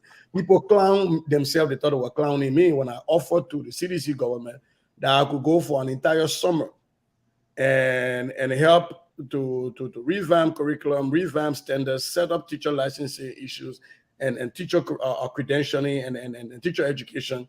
And I was going to feed myself and house myself in Liberia for 3 months. The only thing I needed the government to do was to buy my ticket to have a skin in the game. Buy my plane ticket to go to Liberia. I will feed myself, house myself, and take care of myself for 3 months free of charge. And people clown me and say, man, you ought to pay a way to go to Liberia. That government want to pay a way to go to Liberia. Yes. And it happened in a public meeting here in Brooklyn. Wow. When I raised my hand and offered to go in a town hall meeting, that's how I was responding to. So the issue here for me, as I'm looking at it right now, is that I think some of the things we can do to help these legislative staffers, these researchers, is that those of us that are here that are not intending on going home to go take a job, I was talking to a group of guys. They had this association before it went dormant, the American Association of Liberian Educators. We can come together. We can do a lot of these researches for these staffers and these senators and give them to them and work as an oversee arm to them to do these researches on laws, on policies, on how to fund education, how to change education. And if they need people to go there and help, then we recommend people that can go and help. But I think if we start these little bitty things like the Liberia and other people start working on a consortium that deals with road construction, other pieces, because he said, I don't want to be a job to go Liberia for somebody to go, lie and say he's stealing money when he's not stealing anything. So I think maybe we're starting these things and start offering, to the Senate and to the House, here's some policies, here's some things, here's a group of people you're looking at foreign affairs, here's some people who are really good on diplomacy. They can help you. Here's a consortium. Connect with this group. They can help you on that. Are you looking on fisheries? Here's a group of qualified people in fisheries. Here's a consortium. Deal with them. Lean on them. I think that will be a good place to start off in how we help the people, help our country. Because other than that, like all of you been saying, people just go eat their own and move from there and let them stay in the same place. So, Mr. So, Sese just brought in a good point, and it started with Terry, and he just wrapped it correctly. But let me ask you this. What Sese seems to be suggesting is quite in place. But how can you deal with senators and representatives that they don't even have anybody with this kinds of educational background on their staff to be specialized in area that, for example, you're going to be a committee chair on? If you're a committee chair, you should have on your staff someone that have the background that will be able to support you, so that you will be able to be knowledgeable in the area of your committee, so that you will carry out system. How do we help them? How do you help them when they don't even have anybody on board? Well, that is somebody calling me, or? Yeah, somebody calling. Ambrose, you got a lawyer background. Go ahead, Mr. So I'll come to you, Ambrose, after Mr. Well, what a bridge over troubled water questions right there. It's a difficult one. All of the people, have you heard lately BA from any of these people here, this person speech writer? You ever heard that? No. They know all. Everybody knows it. When they ask, my man, forget that thing. It's simply because they just want it for themselves, and they are unwilling to incorporate new ideas to get it done a different way. Why you think people like Obama and all of these people, you see this person is their speech writer, this and that, because that person is informed. When you are a senator or whoever you are going in the public cycle to go speak. It is a responsibility of that person to go out there to get all of the material so that your message will reach the soil that it needs to reach on. It doesn't happen. So the system, overhauling the system, trust me, it's a challenge. And that's a valid point Jones was making. Because as soon as you get there, even people that you hang up with those days in school, your classmates, forget it. These people get a different mindset. Oh, my man, you here? Yeah. You here to stay? They will start asking you all these sort of funny questions. And the politicians, and I don't want to even say the politician too, they ought to have a shared responsibility. But the politician has managed to poison the minds of our own people. So the only time they know people when they are in desperation and when they are crisis, once people get in the Ebola, the virus, people were mobilizing, people were doing all sorts of things. That one, there's no, yeah, the man he's always, when you call, I don't know where to be, McDonald or whatever, there's no people you will give. But by the time, even with yourself, with all of the things that I'll be talking here, how many times that we didn't call senators, representatives, ministers when you even volunteer? How many times? Now, part of that is people are just so protective of what they have. They can't afford, because that fear is there. If you go, go, trust me, the next day, oh, amen. They're coming now. They're coming now. I mean, after it's just, and if forgetting to know this country that we find ourselves in, people of it doesn't matter whether you own an American passport, this and that. It's that the integrations of people from different society. If you can have Congresswoman like Umar, who was a refugee, even this guy, there's a guy who is a state congressman right now. Liberian, mother is a Liberian, father is a Ghanaian. You know, they didn't look at his color, but they look at what he's capable of doing. Yep. But your own people who you even friendly with right now, people that you're talking to now with, even this new government that we've all been friends. Tomorrow, let them call their name. Call them and see whether they will pick up phone. They will not. They turn to be the busiest person ever now doing everything for Ambassador Joseph Boyka when they are not even doing it. So, I mean, it is what it is. All we can do, our part, is to have these national and genuine conversation in a civil context, expose these issues, put it forward, and people who are willing to help should still wave that flag. Yes, we understand you are protective. You don't want to lose this. We see that. We just want to give back to our country. And that's one of the reasons you see this country. If any other thing, when it comes to defending, protecting this country, why you think people like Les Cheney, Aden Kissinger, and all of this guy here, they put their job, their political career on the line?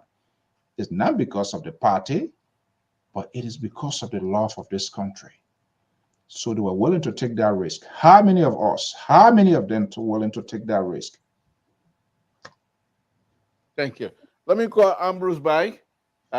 What? Because okay. So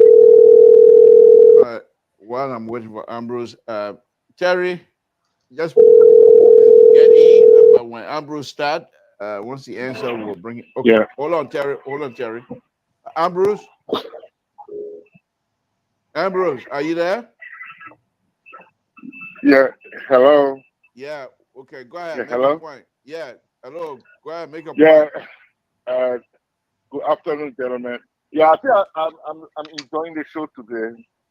That's why I agree with a lot of points you raised, but I think some of the issues our educators, people that we call Stacey, I've already said it, so I'm not going to beat on Stacey, but people don't go for the place that we're supposed to start to strengthen our policy or our politics to be strengthened from. A lot of people run from being representative or senator. Let's just look, for instance, this 19 people that ran, if 10 of them are going to run for senators in the different counties, and they come with the idea that they are going to put forth as president, will be developing our policy or will be strengthening our policy. But the issue here, I think, like with the research, the research can only be good if the salary is attractive and if you get qualified people. And secondly, but take on people being appointed to different committees or highly different committees. First of all, they should appoint people closer to things that they have knowledge to. If somebody's going to be on presidential or executive, how many what the executive experience they come with, or foreign affairs, what their level of diplomacy, or what kind of negotiation have they done before, or education like Paulo McGill or whoever will be heading a committee.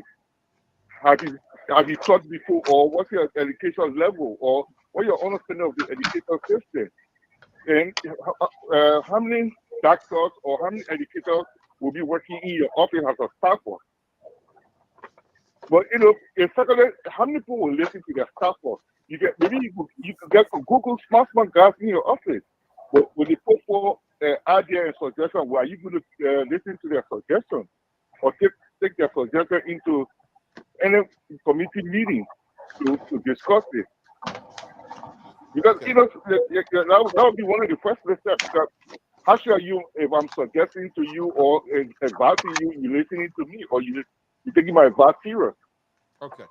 I think the discussion you're having today, is very good. And the last thing I wanted to say,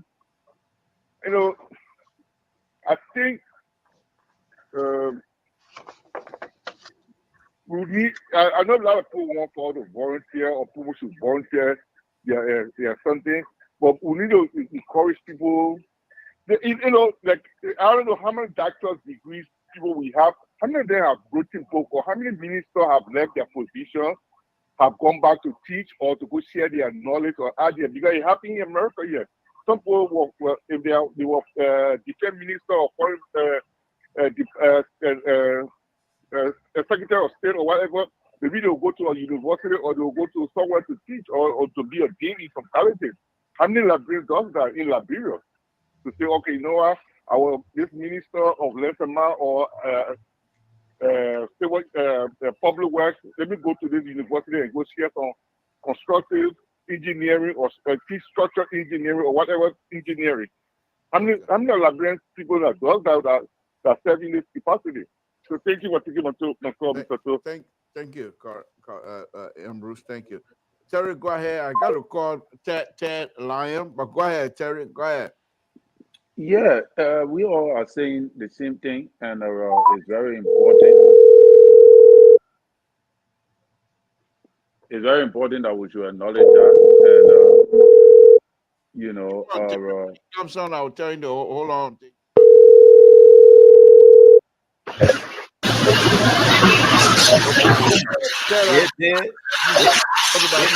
new technology, yeah, looking at causing more problem than success. Okay, go ahead, Terry. Wow, the feedback is very bad. Yeah, that one of the problems I noticed with Liberian when they call, they tell them they over and over they tell them the same thing. But anyway, yeah. So one of the things I see is that we in the diaspora. What you're doing now, Terry, you're wrapping it up and putting your spin on the whole thing as well. Go ahead. Yeah, so we in the diaspora, I believe that we have. Let Mr. So talk something about love for country. I think it was Mr. So or Sissy or Mr. Mali, one of them. You know, patriotism. I think that is really what Liberia lacking. Liberia, I believe we lack. We have leaders, but I think we elect the bad ones. And, you know, and we lack patriotism. And I noticed that we in the diaspora, who are most of the time on these networks, have just realized how important Liberia is to us. So to me, we are gaining more love for Liberia mostly than even most of the Liberians on the ground. Because you ask a typical Liberian man, what you want to do, he will tell you, say you want to come to America. You know, because there is no much opportunity created for them. As a result, everybody in the country you ask right now, they won't come to America. Yearly, you look at the DV statistics of how many Liberians playing DV, it's ridiculous. The reason is because there is no much opportunity there for them. So it does not give them the desire for the country. So they cannot be patriotic, they cannot have love for the country. And I think that is one of the reasons why people don't take Liberia serious. Even the Liberians themselves don't take their own country serious. So as a result, some of us can even look at the vote and cast it just because of what we know we're going to get from a Pacific senator or a representative. Because deep down in our heart, this is not where we want to be. But we find ourselves in a situation because that is all we are. So I think that you need to step up the game. Like we who are here, we have seen the kind of life that is needed to be lived. We have experienced it. We know what it means. So we're now looking down on our people to say, look, there is a better, you can live better than the way you're living. So we are generating passion and patriotism. That is why we come on this network most of the time to talk. And when you see us talking, you see every one of us here talking, it's all because of the love we have for Liberia, based upon what we have enjoyed and seen, that we know is possible in our country. Because like Ambassador Boyka always say, that Liberia is a rich country. Liberia is not poor. And I love that stance, that when he go, even on international media, he will say Liberia is rich and Liberia is not poor. And I believe that. And I think that with our expertise across the diaspora, we can contribute. I don't want to agree with the fear tactics that somebody, like the other day, were on the network, were talking about something we're talking about that, oh, the people believe in the, how you call it, Sasewu, and they think that we shouldn't believe in the blah, blah. But now I hear Mr. Mali is saying that somebody will chop Goa on you. So that it means that you still know that that thing get power. So you can completely root it out. Because it's possible that somebody can chop Goa on you and you can hold.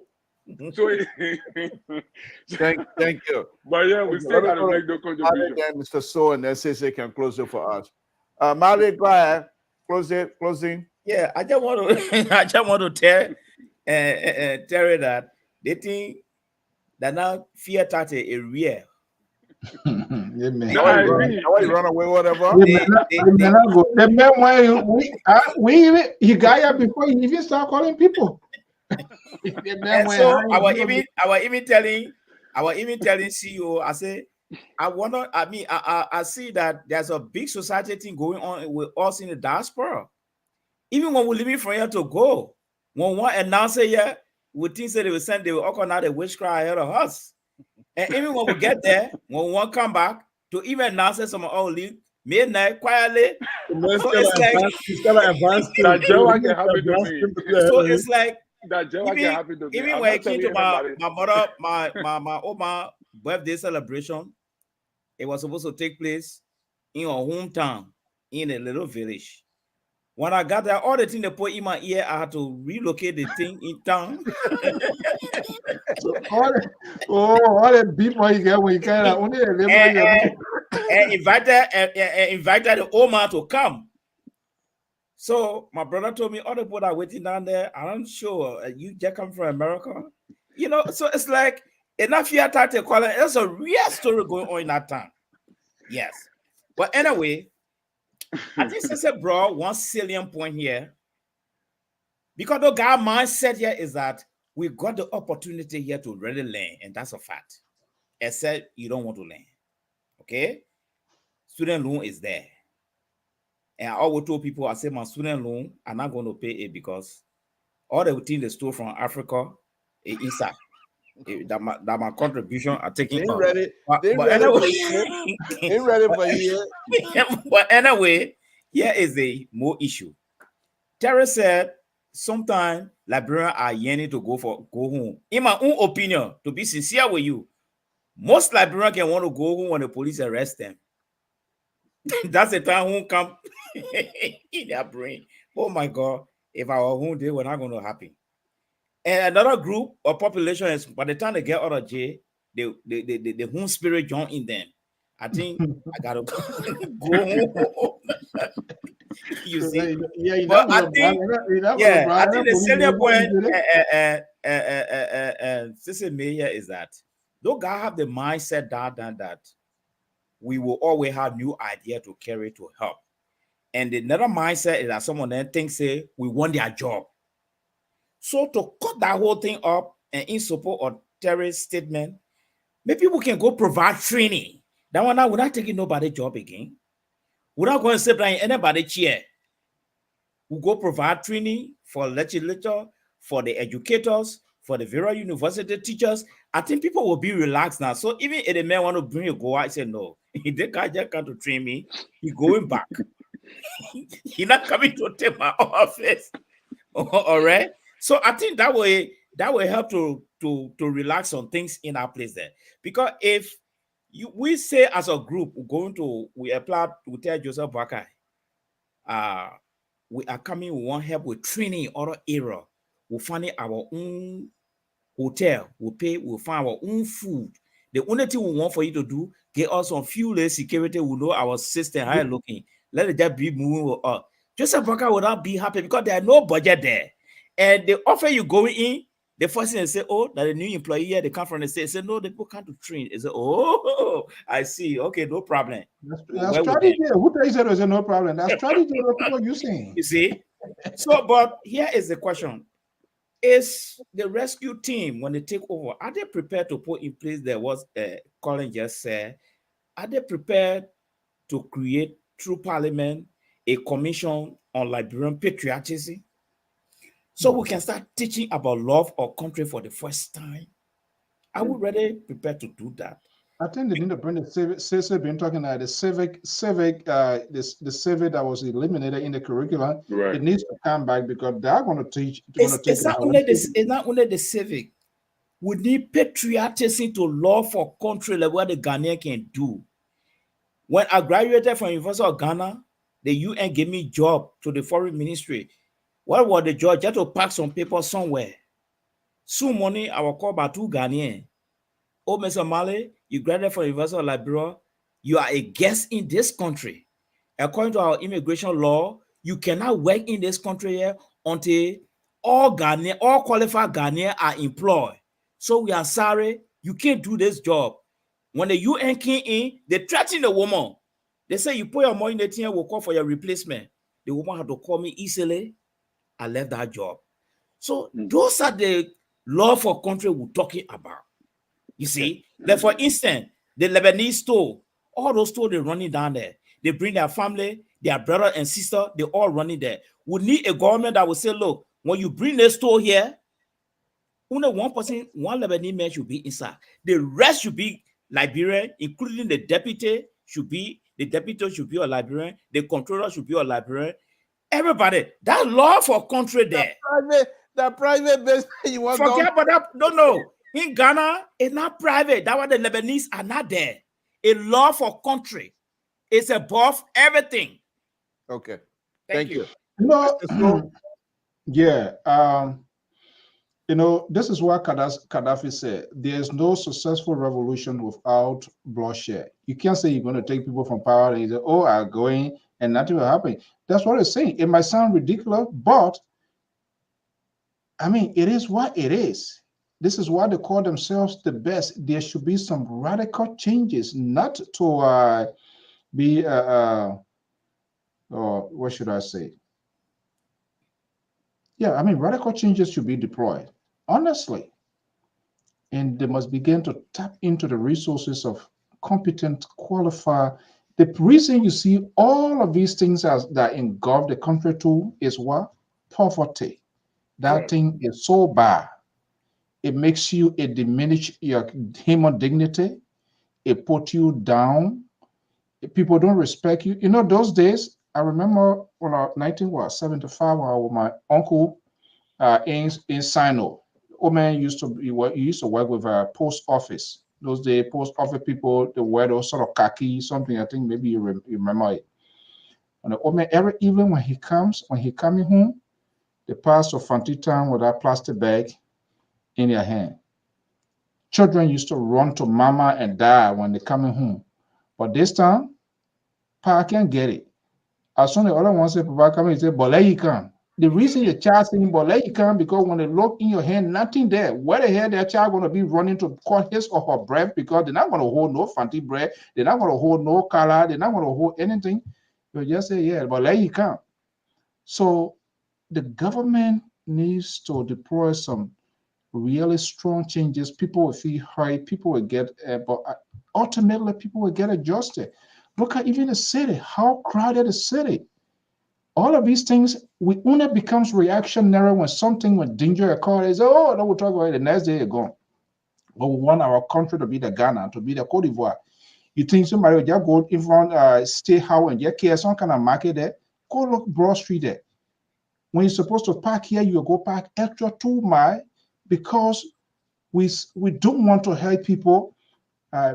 Not a good election failing now. So because people say, oh, election coming, nobody want to alienate their vote, nobody want to make anger voters. But it is time now. They got 6-9 years to go. So no election coming around now. It is time to start taking some of these strong, and it is you always talking. Why you think when you start talking here, you start with safety? Because human life is important. But people are even taking, I mean, there are common things that we should have control over, but people are so defiant. People challenge the law. Poverty kicks in. So police, they have some nice and committed police, but imagine a policeman having one uniform. I told you a story before when I went in the place there. The guy, he stopped me. I was driving from the second junction, right? And then he stopped. Right there at checkpoint, I don't know whether the fast they don't go to government revenue anyway, but it's kind of like painful. The guy came, an older person. I don't think he was a yesterday police person. And I told you the story. The two person that I gave right, he said they harmonized our pay, and not just only harmonize our pay, they harmonize our health insurance. Now, he said they used to get 150, and then the day harmonization, it came to 100. And that man was walking from 72nd Junction, was going to town. It was raining. When I stopped, when I saw that police old man, when I stopped, he couldn't believe. And some of them very nice. Most of them very nice. He said, I don't think you're from here. I said, I am. I'm from here. He said, no. I said, what? I said, I'm here. He said, you're working in the government? So I said, no, that's not important. But then he started talking. So when I started opening up, because I knew he was somewhere he was going, so I wanted to get something from out of him as well. And I just opened some sort of conversation, and that old man, that policeman, start talking. And that how kind of harmonization and how things are hard. You know, well, Samson, we got a very long way to go. Right? Eh? You didn't get him right? You say what? I said you didn't get him right. I said I gave him right. Mali. I'm not talking about capital punishment. I give you a right. Yeah, honestly, I mean, it is what, you know, people are willing to do their committed job too, but when you leave your wife, children home, and they're looking up to you, that's why they get arrested. That's why they tell you, remember, bring something. That's why government are getting what it's getting, because if these people were paid, if they gave you ticket, do you run beyond people when people give you ticket, they come to your house? They don't come. In fact, now they are deploying camera all over the place. You know what? I don't care what you do. The longer you delay, the longer interest is added. But that's not the situation. You have an ordinary policeman who get only they get wearing that t-shirt is so faded. You know, people don't respect them. People talk to them any kind of way, including some of our brothers and sisters that live for here. When they're talking to these people, are like, seriously, can you talk to a police officer in your state when you're from the U.S.? So this sort of lack of physical discipline within ourselves is also a help to paralyze our entire system, and not just within the government. It starts from ourselves, and our actions, our way of doing things has helped to pollute and cause problems in our country. But I think it's good to have great people like you, the Sese, the John, the Terry, who is now my good friend in recent time, and will be my good friend. The Armor Police Director. The sedition in waiting. Yeah, the undercover sedition. You know what? Sese, take it away, because you don't start trouble now. No, I want to know listening to Terry. He call your name. He say you're in two in group. The incoming seditions. I message. They would never die seditions. And the reaction in waiting. Anyways, on a serious note, you know, Papa Joe can call me Terry. Terry too. Then, yeah. Sunday you patrol, some other days you as the fun you're drinking for the same cup. But on a serious note, you know, I was just sitting here and thinking, even in my time when I was running for office here in Minnesota, there are a lot of, because I was running as a liberal Democrat, I was endorsed by the Democratic Party, so I used a lot of research, a lot of think tanks, liberal think tanks, Democratic think tanks. I didn't know everything about everything. I want to talk about housing. I don't know a whole lot about what happened with housing beyond my students homeless. It affects their grade, it affects their. I don't know how it starts and how it ripples, right? So I had housing advocates and think tanks, people who understand that, do the research for me, and say, you know what? Here is what it looks like in your city you're trying to run for. Here is how it affects everything. Because they knew I was deep into education about my students. Here's how it affects your students. Here's how it affects their families. Here is how it keeps them in poverty. Because housing is the foundation of everything. Without housing, you can't have education. You can't have a job. You can't do this. So I had those people.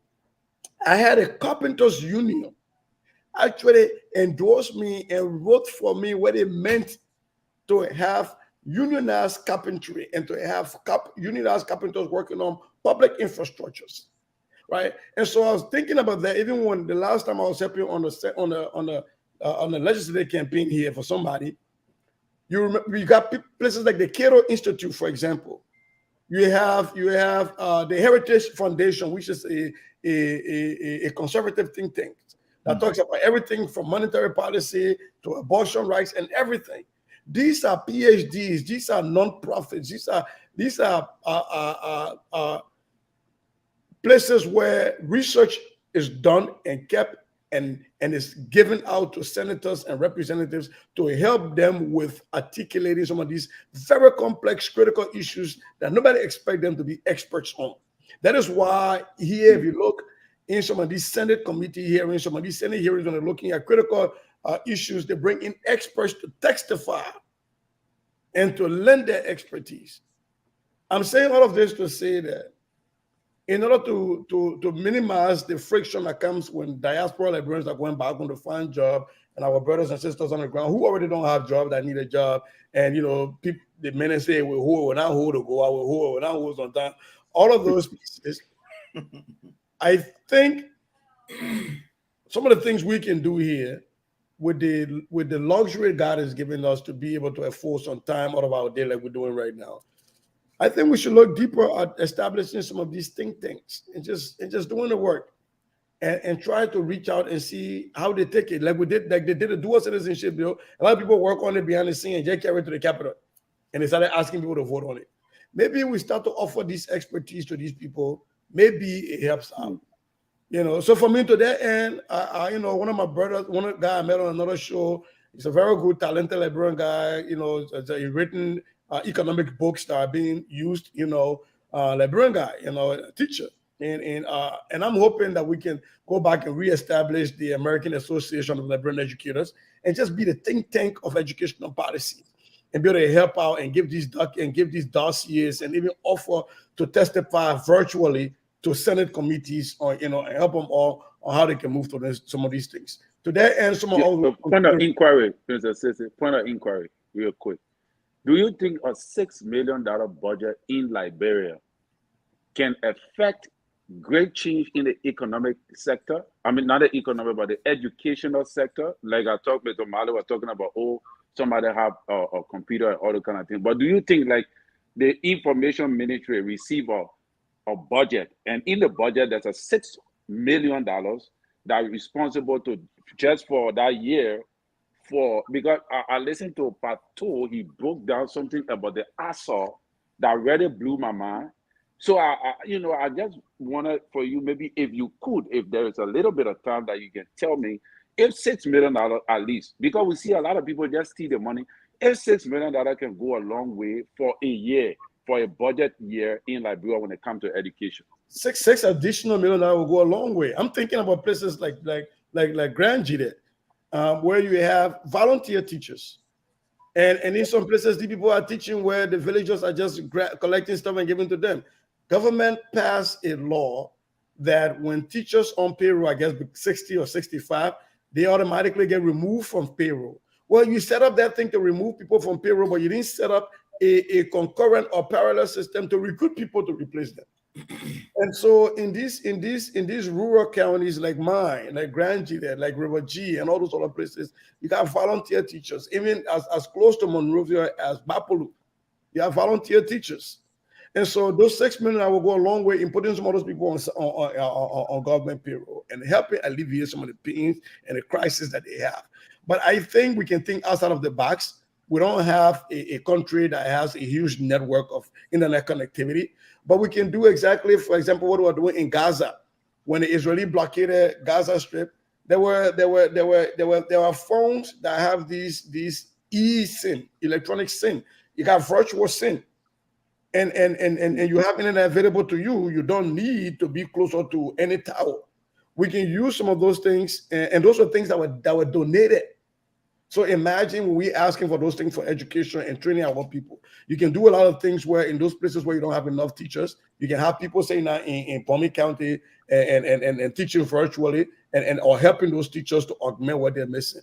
But I think those are some of the conversations that need to be had. And for me, like I was saying, to the extent that I have my own issue with Nathaniel McGill, Senator McGill, I do believe the Liberian people made a decision. We got to respect the choice of the Liberian people. To that end, some are willing to work with him to put our differences on the issues and, aside about his corruption, and him and the U.S. government can deal with that. But on the issue that benefits our people, we have to be able to compartmentalize and say, yeah, I can stay you on the other piece, but I can help you on this piece to help the Liberian people. And some of us will continue to raise our hands, and I hope they reach out.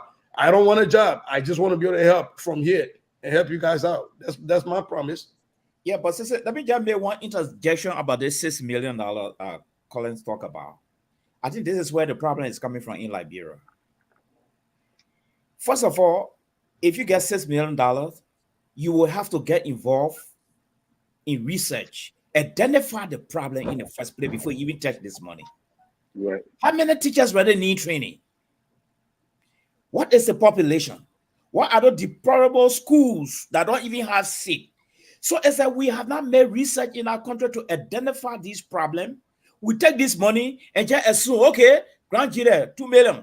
Okay, so the people will steal the money. But if you identify the problem and you know where the money is supposed to go, then you will get what we call a judicial use of the $6 million. But anything short of that, like you get a teacher, you get some teacher from the 60s, they're supposed to be upgraded. Should they go back to school to get a 6-month training? Should we send a batch of people to America to be trained? Should we create, so when you identify all these problems, now you get to the drawing board now, how to do your distribution. You see? Okay. Yes. And real quick on that. Yeah. And real quick on that, that was what we talked about the last time. Remember, Mr. Toh, and I talked about the education reform of 2011. Because if they're really doing budgeting according to what their reform says, then you have district educational board, district boards that are in those districts that are creating the budget from the grassroots up. They're telling you what they need because they're in the district. Come to the county, and those counties send them out. And you, as the administrator, now have received all of those needs assessment from people that are living on the ground. I'm telling you those things that they need, and they're creating the budget, and you can be able to implement change from there. Yeah, but sister, be careful now. There's this spirit in a horse where when you face the budget, the people put their own thing inside. All around our country, the educational board, wow, they inflating your. Yeah, so the president even said it. How the government been inflating things, this and that. So that thing. I think that was one of the things Samson brought out. Fanatic Kofa, he talks about it. I mean, how the budget is being sort of tweaked here and there to plug in things, and so these things, they might have a short-term, long-term goal. What can we achieve now? What is workable now? What is workable in the next 2, 3, 4 years, long-term? All of that. When these sort of outlines are made, and see where you work, and that's true. We might score the $6 million. It might be plenty, but the work of it would be huge. We don't know. So unless some sort of comprehensive review, the guy, I think he's hungry now. You see the Liberal, you see, we're not talking his tabata tonight. So they sure got to come to and they teaching. They sure got to come to end. Yeah, one last question for you.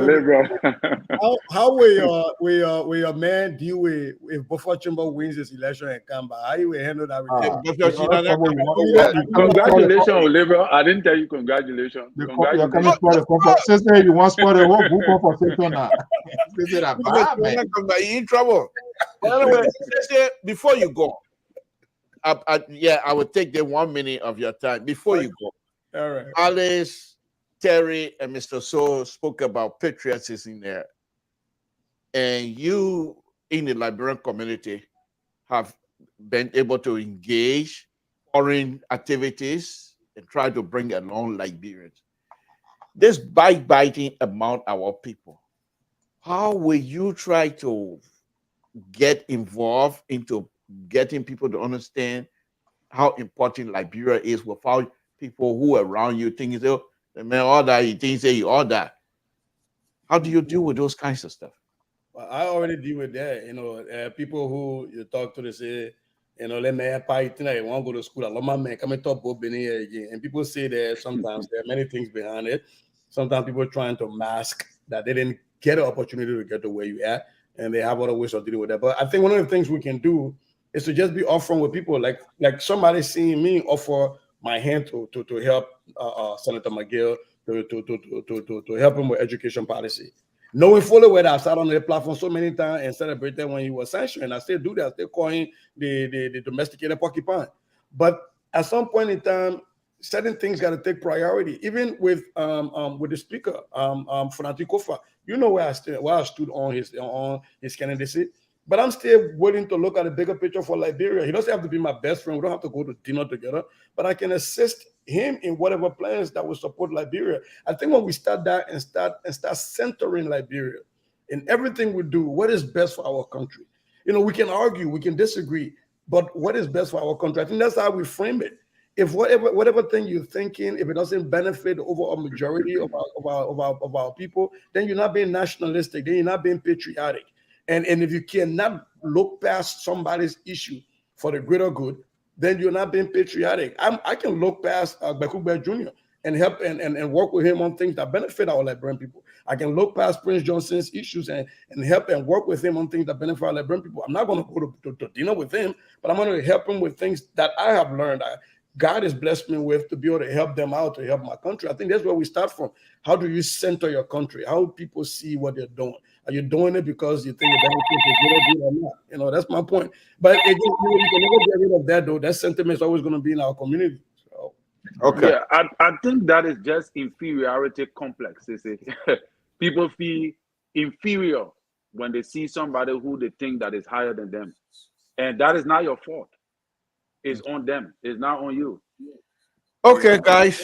Pato, you've been biased on this on the forum here. Let me be very clear with you. But what I want to say here is that no matter the case, we appear here every night. No matter the case, we're not going to die so easy. But however, what Sese said is very important. But what nothing here. Oh no, Pato, your liberal, they like the truth. He doesn't like it. That's the problem. No, he like it. When he carry that title, he got to like it. So what Sese is saying here is very good. But it has to work hand in hand with what I call internal self-discipline. Some people got to be really reprimanded on certain things and force something in their brain. And besides that, you have to work with people with like mind. Right. If you get people with like mind, you're getting going. Yeah. You see, if I'm a conservative and I believe that the armed robbers, the rapists, they got to face death penalty. I got a like mind. We're going to bear a cohesion and we're going to move with that.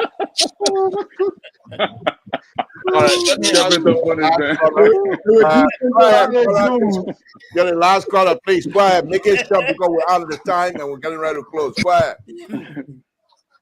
Thanks very much, Mr.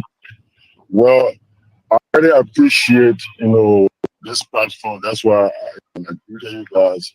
As greetings to the great platform. But who are you? What's your name? Anyway, this is 1010 Lion Yakon, Fargo, North Dakota. Okay, well, go ahead. Very interesting topic and very, very essential for the Liberian people to be having this conversation. So that the motive of this conversation we should continue this kind of conversation reporting. And that time will never have a feeling that, I'm an official, I'm from the ruling party, but certain Liberians, we need to come there and discuss and have this important conversation to design, to come up with strategy. Because a lot of people among us, they are the alone. Like as Mr. Marley, he said a lot of things today that which I 100% agree with him. Some of these things. And I agree with most of what everybody discussed on the platform today. We should be implementing. But one thing I want to say is that on this platform and diaspora, y'all need to have how to present dedicated conversation to the Liberian people, to control the narrative, interest on the Liberian people. I'm a true revolutionary who want to, even Lofa Julius, the last time we discussed is that we need to come and support great initiatives in the country that will put pressure on our lawmakers. We should do that across party line. If we don't do this, Liberia will always be the we'll be having this kind of conversation. Very important for the next generation. I very much want to join with people because we want to find people who are scientists, who are developed, who are come creative things in the Liberia. We rise up to collect them. Thank you. Let's take time, Uncle. Okay, thank you. So, right, guys. yeah, Liberal, quickly here. I know the food is getting cold, but I think something we've been fighting for quite a while, and it was just tough because the same sort of system. People always want people to do extra thing before they can give you that, but we have been fully accredited, allow our guys to be in chambers. If you watch this morning images, we have our legislative reporter now. The Senate on there, myself, we're still dancing. Because I mean, we are a full-fledged registered institution, not just only here, but in Liberia, and we have met all of the requirements. But trust me, in the last time, even when this Tompo, he was president director at the Capitol. I went there, met in, people get all their way of doing things. When you're there, they play nice, but when you leave, you guys who are making these ultimate sacrifices, did nothing to them. And then when you come, you even call nothing because they got to push them around. But I think it's important to announce to you guys, with the lower house, we are well voted there, and we are still working with the Senate as well. So it's all of us and everybody work. So many, hopefully we can have access to those people. To not necessarily, we do not have to be their partisans. We don't have to like them, but be open to them and invite them to have this sort of national conversation. But I can tell you guys coming here, it's been great. Thank you, Job. Do your work. You saw Yaga Koloba video? Oh my goodness. Thank you, Mr. So, as usual. Thank you very much. Please leave my cousin me alone. I beg you. Let him shoot to that. All right, guys. So I think you will good night to all of you. Mr. Mali, thank you very much. Good night. Good night. Mr. So, good night. Again, folks, Samson to Labra Pop Radio, sitting in my own corner here. But no, on a very serious note, I want to appreciate all of you again tonight. Thank you very much for your contribution. All of you been writing and everything else. We really, really do appreciate it. Those of you that call in, thank you very much. To the panelists themselves, I said thank you, guys. Your involvement with LPR always elevate the conversation, and we really appreciate that, because through your involvement, through your engagement, Liberians, including myself, learn every day. So we don't agree with everything here with the amount ourselves, but at the same time, those of us that want to learn from these kinds of conversation, and they're very much, beneficial for all of us. Thank you very much, and I will say good night to all of you. Good night, folks.